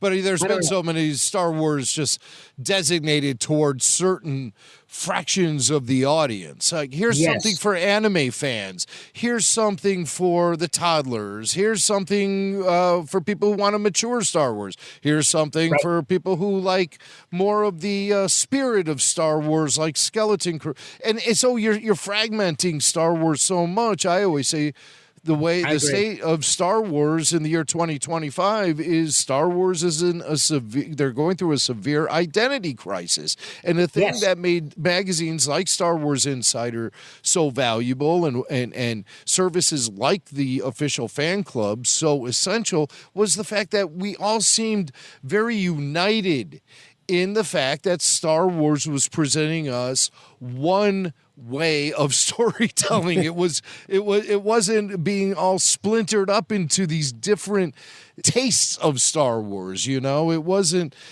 so confusing. And nowadays I think fans just don't understand what Star Wars actually is anymore. Jimmy, I couldn't have said it any better than you. I completely and utterly agree with everything you just said.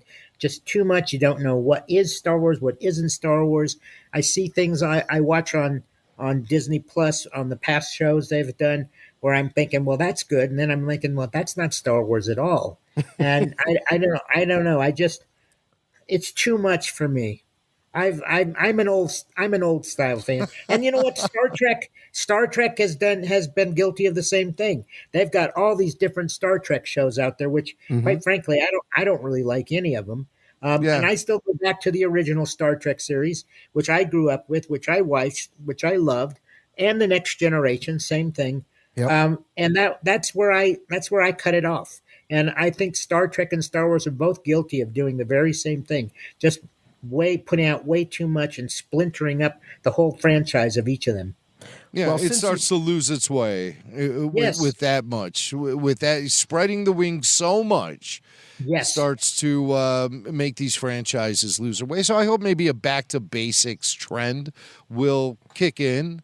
I'm getting vibes of that, but I've yet to see any kind of solid proof of that. But you were going to say, Jason? Well, I was just going to say, since you brought up the Trek, we can't have Dan Madsen on without mentioning this incredible photo, this iconic photo. Yeah, to this day, the only photograph ever taken of George Lucas and Gene Roddenberry, the founders of their respective galaxies, universes.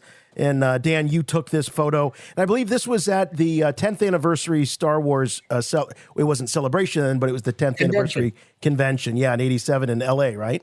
Yep, in L.A. Yeah, that was Starlog Salutes 10 years of Star Wars is what it was. And interestingly enough, that was the very first place I ever was able to advertise and market the new fan club.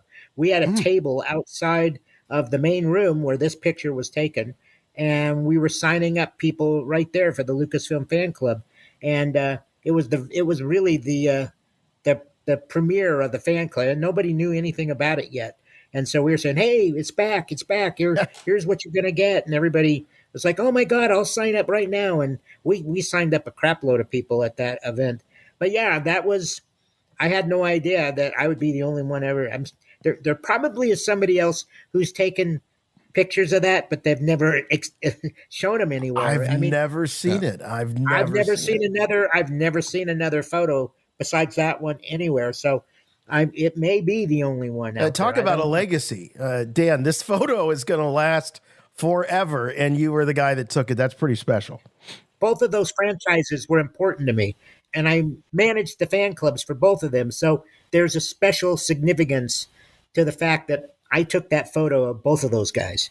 Yeah, together. It couldn't have been written better. Oh, that's why it's appropriate. That's why it's the most appropriate that you're the guy who snapped that shot. I mean, it's cultural and historical significance would be that of if somebody took a picture of like Walt Disney and J.R.R. Tolkien together, you know, I mean, it would be like shaking hands. You know? Yeah. It just, to me, it has that sort of cultural significance, and it's only appropriate that you were the guy looking through the viewfinder for that particular photo of Lucas and Roddenberry shaking hands. And the only known instance, is that the only known instance of them ever even being together in the same room and breathing the same air? Only time they've ever been in the same room together. Wow. And George, correct me if I'm wrong, Dan, you would know, but I believe George was a fan of the original Star Trek. Oh, yeah, he was. Yeah. In fact, one of my early interviews with George, I asked him about Star Trek. And he said, oh, yeah. He said, I love Star Trek. I used to watch it all the time. So, yeah, George was, I don't know if you'd call him a Trekker, but he was definitely a fan of the show. And he watched the original series when he had the opportunity to, when he was younger. Yeah. Well, it seemed like he was a sponge for all sort of stories like that. Oh, yeah, he was. And something that was just so expansive and, you know, enduring is the original Star Trek, which lasted 3 years on network TV. You know, it told a bunch of stories and then followed up with an animated series and all that, which I bet George had eyeballs on as well. I'm sure he did. He probably was thinking along those lines eventually with Star Wars, you know, I mean, maybe with the Clone Wars, when the Clone Wars came about, but Something you mentioned earlier, Dan, about some of the earlier struggles where George was not really talking much about Star Wars and was building his company and producing and working on other films and stuff. And Lynn Hale was nervous about you asking him about Star Wars. Fast forward to 2025, we have George opening up this massive museum, and it seems like he's just kind of putting Star Wars over in this little corner.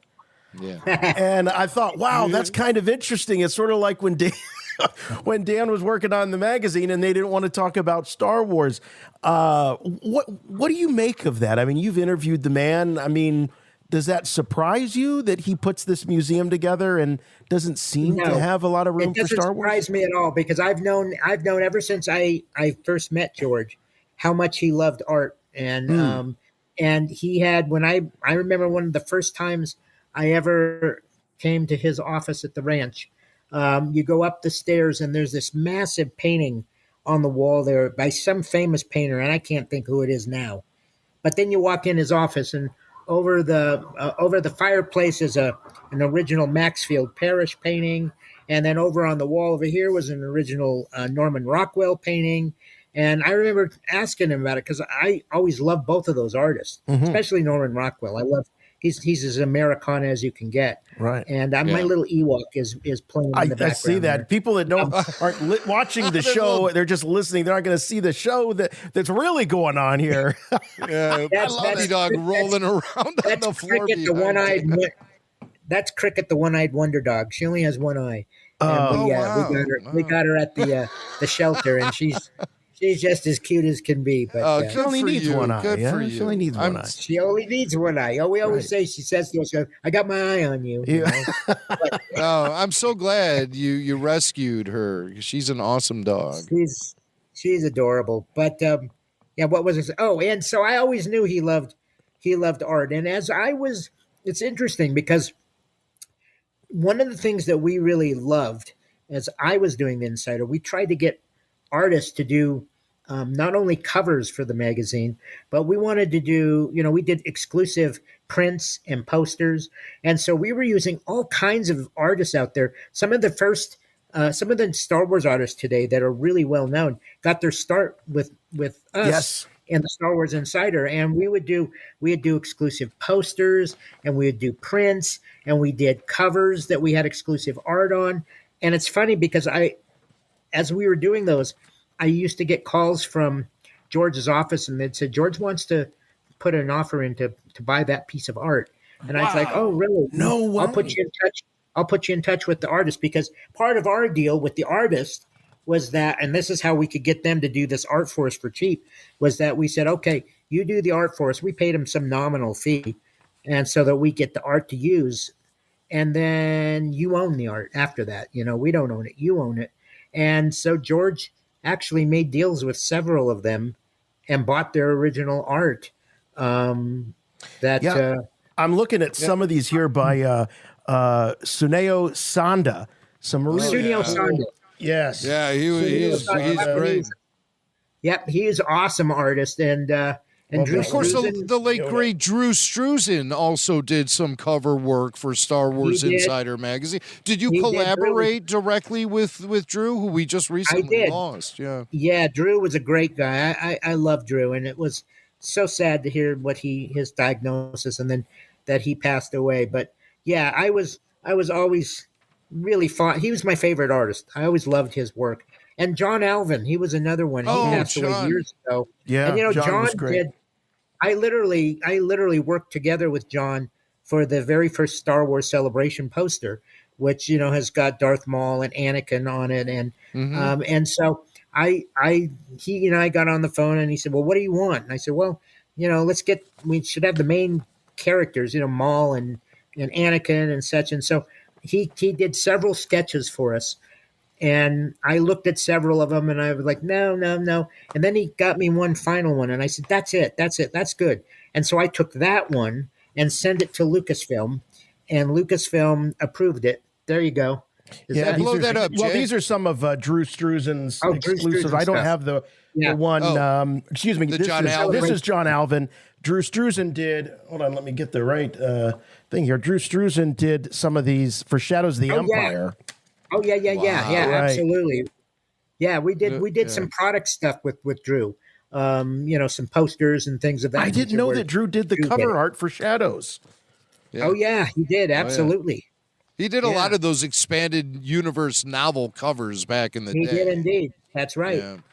That's right. Yeah. Yep. He was just a So hell of a you're guy. saying that George was interested in this Star Wars art?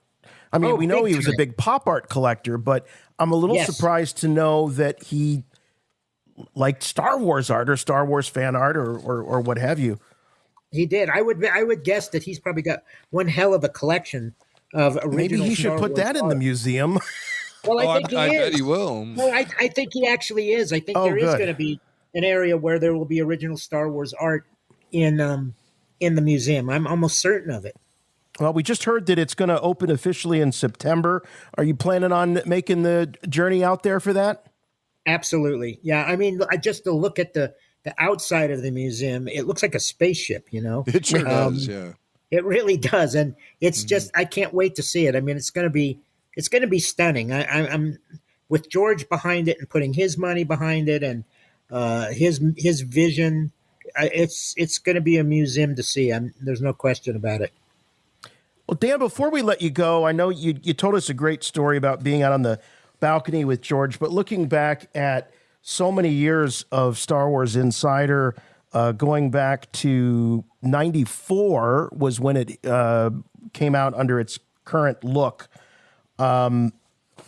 Anything else jump out at you? A story, a piece that you did, an article that you wrote, or just an experience that you had because you were representing that publication?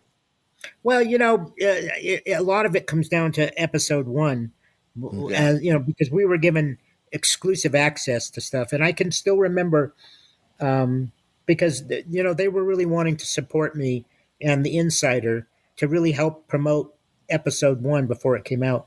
So I was invited out to the ranch by Rick McCallum, and he took me upstairs this was in the main house, and he took me upstairs to where all of the artists were working. Doug Chang and several of the other artists were up there. They were sculpting things, they were painting things, they were drawing things. And to get into the room where they all were, you had to give some sort of a special knock. And I don't even remember what the knock was now. But it's like bump, bump, bump, bump, bump, bump, bump, or something like that. And they look out to see who it is, boom, and I got to come in. And that's that famous Lucasfilm security network that we've heard so much about. The high-tech security network of Skywalker Ranch at play there. It comes down to a secret knock. That was the secret. Someday somebody will probably know what that secret Lucasfilm knock is. I can't remember it for the life of me, but I just was shocked that they were giving me access to all of this stuff. I was seeing sculpted busts of Jar Jar Binks long before anybody even knew he existed. Wow. And they introduced me to Doug Chang for the first time. There's Doug sitting there at a drawing board, sketching out something on his board. I don't remember what it was, some vehicle or something. And then the other artists were there working. And Rick literally sat me down in front of a computer and showed me some of the early CG work that they were doing. And I remember just thinking, this is blowing me away. I mean, at that point, Star Wars Episode 1. That it was so top secret. Nobody knew anything about it. Nobody saw anything. Everybody was dying to see something. And they're giving me this like carte blanche tour, seeing everything up there and trusting me that I'm not going to go out and spill the beans.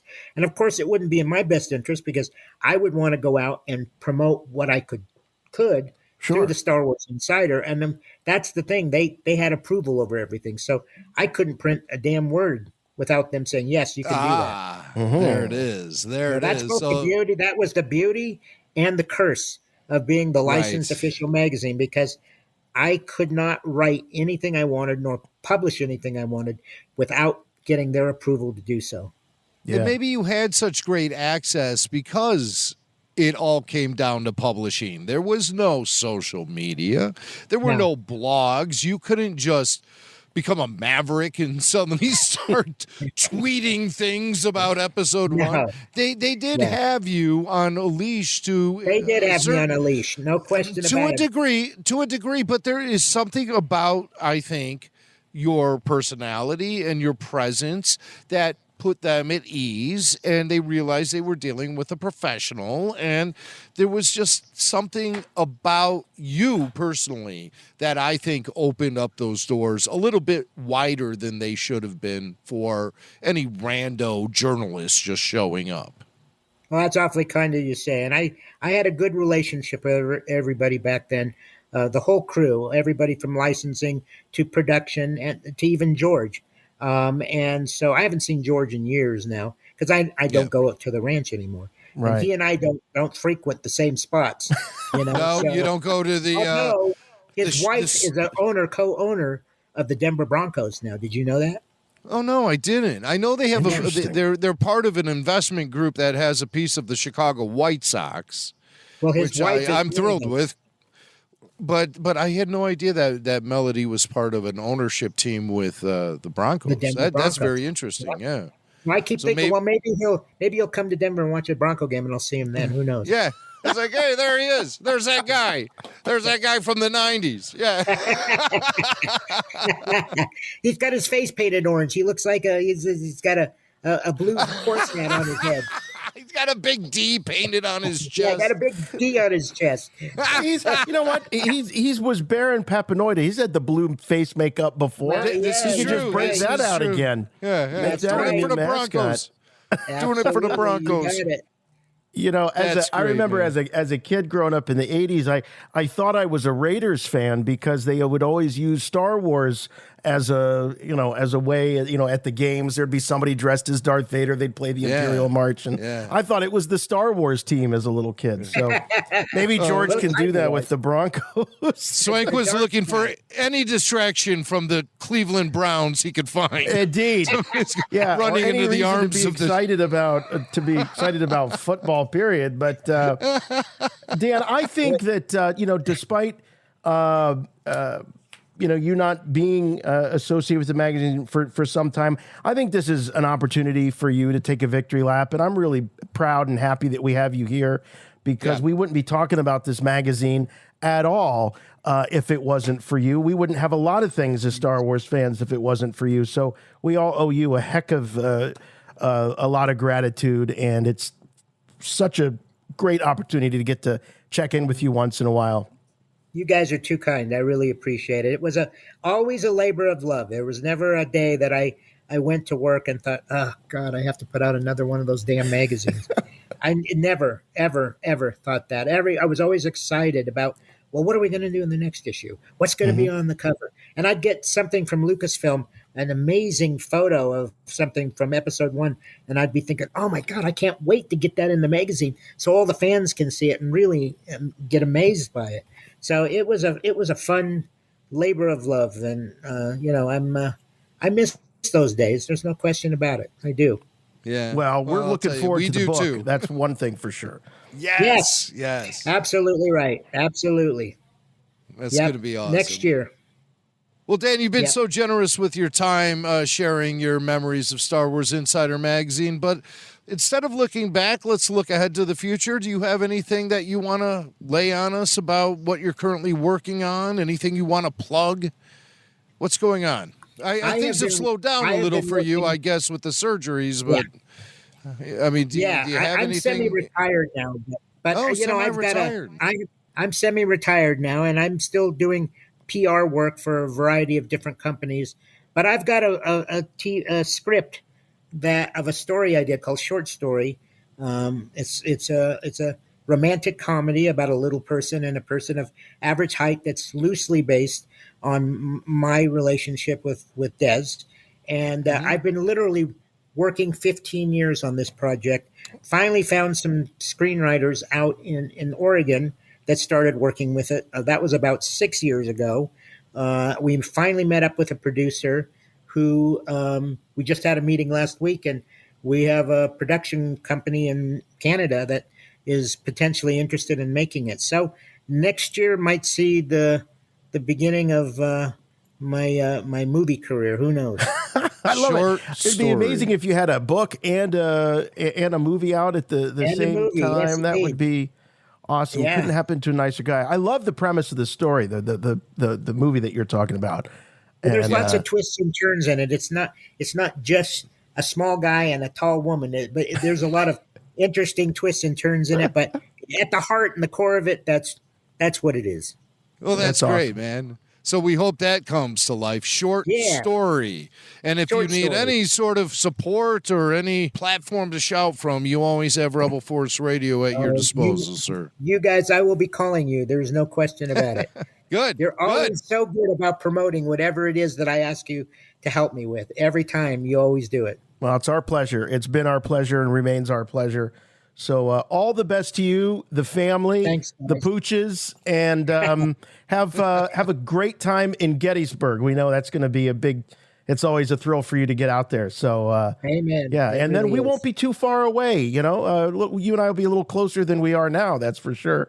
Yeah, we'll have to get together. If we move to Gettysburg, we will be closer. There's no question about it. Yeah, that'll be great.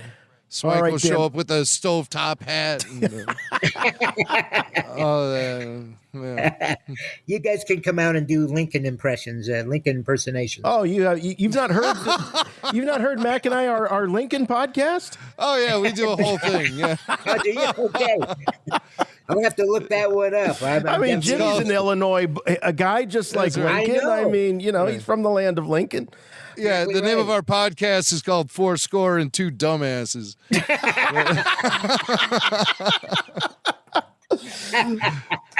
All right, man. Subscribe now. All right, guys. Take care, Dan. We'll catch up with you soon.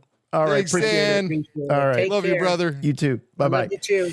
All right. What a great dude. The legend. Dan Madsen. Oh, fantastic. Chewie, get us out of here!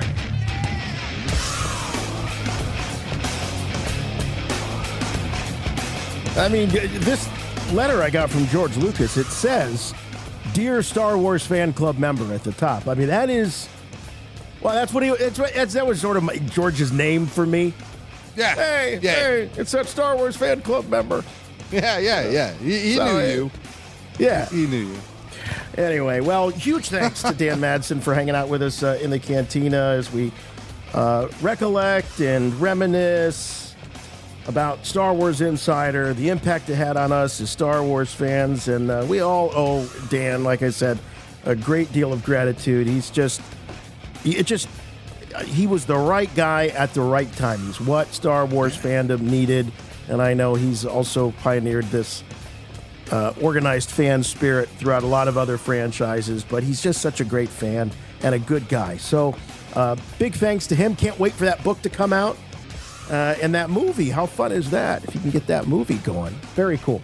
If you need more Rebel Force Radio in your life, as we said earlier in the program, you can do so at Patreon, patreon.com/Rebel Force Radio, or go to rebelforceradio.com, and you'll find that Patreon banner over there on the right side. That'll take you right there where you can get weekly full show video. That's right. This show that you're listening to right now, you could be watching, as well as all the exclusive podcasts like RPG, the Babu Freaks, Q&A. That's only found over there at patreon.com/Rebel Force Radio. Please watch us, like us, subscribe, comment on our YouTube videos. Go to youtube.com/Rebel Force Radio. We release highlights from the weekly full show video from time to time over there. Plus, you talk about an archive, tons and tons of highlights from the last 2 decades of Star Wars podcasting over there on YouTube. We're also on social media where you can find us on Instagram, X. We're on Facebook. Follow us there, and the official website for all things and everything Rebel Force Radio, rebelforceradio.com. Please. Oh, good news, by the way. We're back on Apple Podcasts. That got fixed. So you shouldn't have any problems with getting Rebel Force Radio through your Apple Podcast app. All the proper payoffs were made. A lot of backroom negotiations had to happen. Right. But RFR is back on Apple Podcasts. Ouija board talking to the ghost of Steve Jobs. I mean, it was... all that stuff. We pulled out all the stops. Yeah, left no stone uncovered or unturned. So if your podcatcher of choice, like Apple Podcasts, allows you to leave us a review, we just would love one simple rule to be followed, please. Make them good. We will see you next time for more RFR. For Rebel Force Radio, I'm Jason. And I'm Jimmy Mack. And remember, the Force will be with you, always.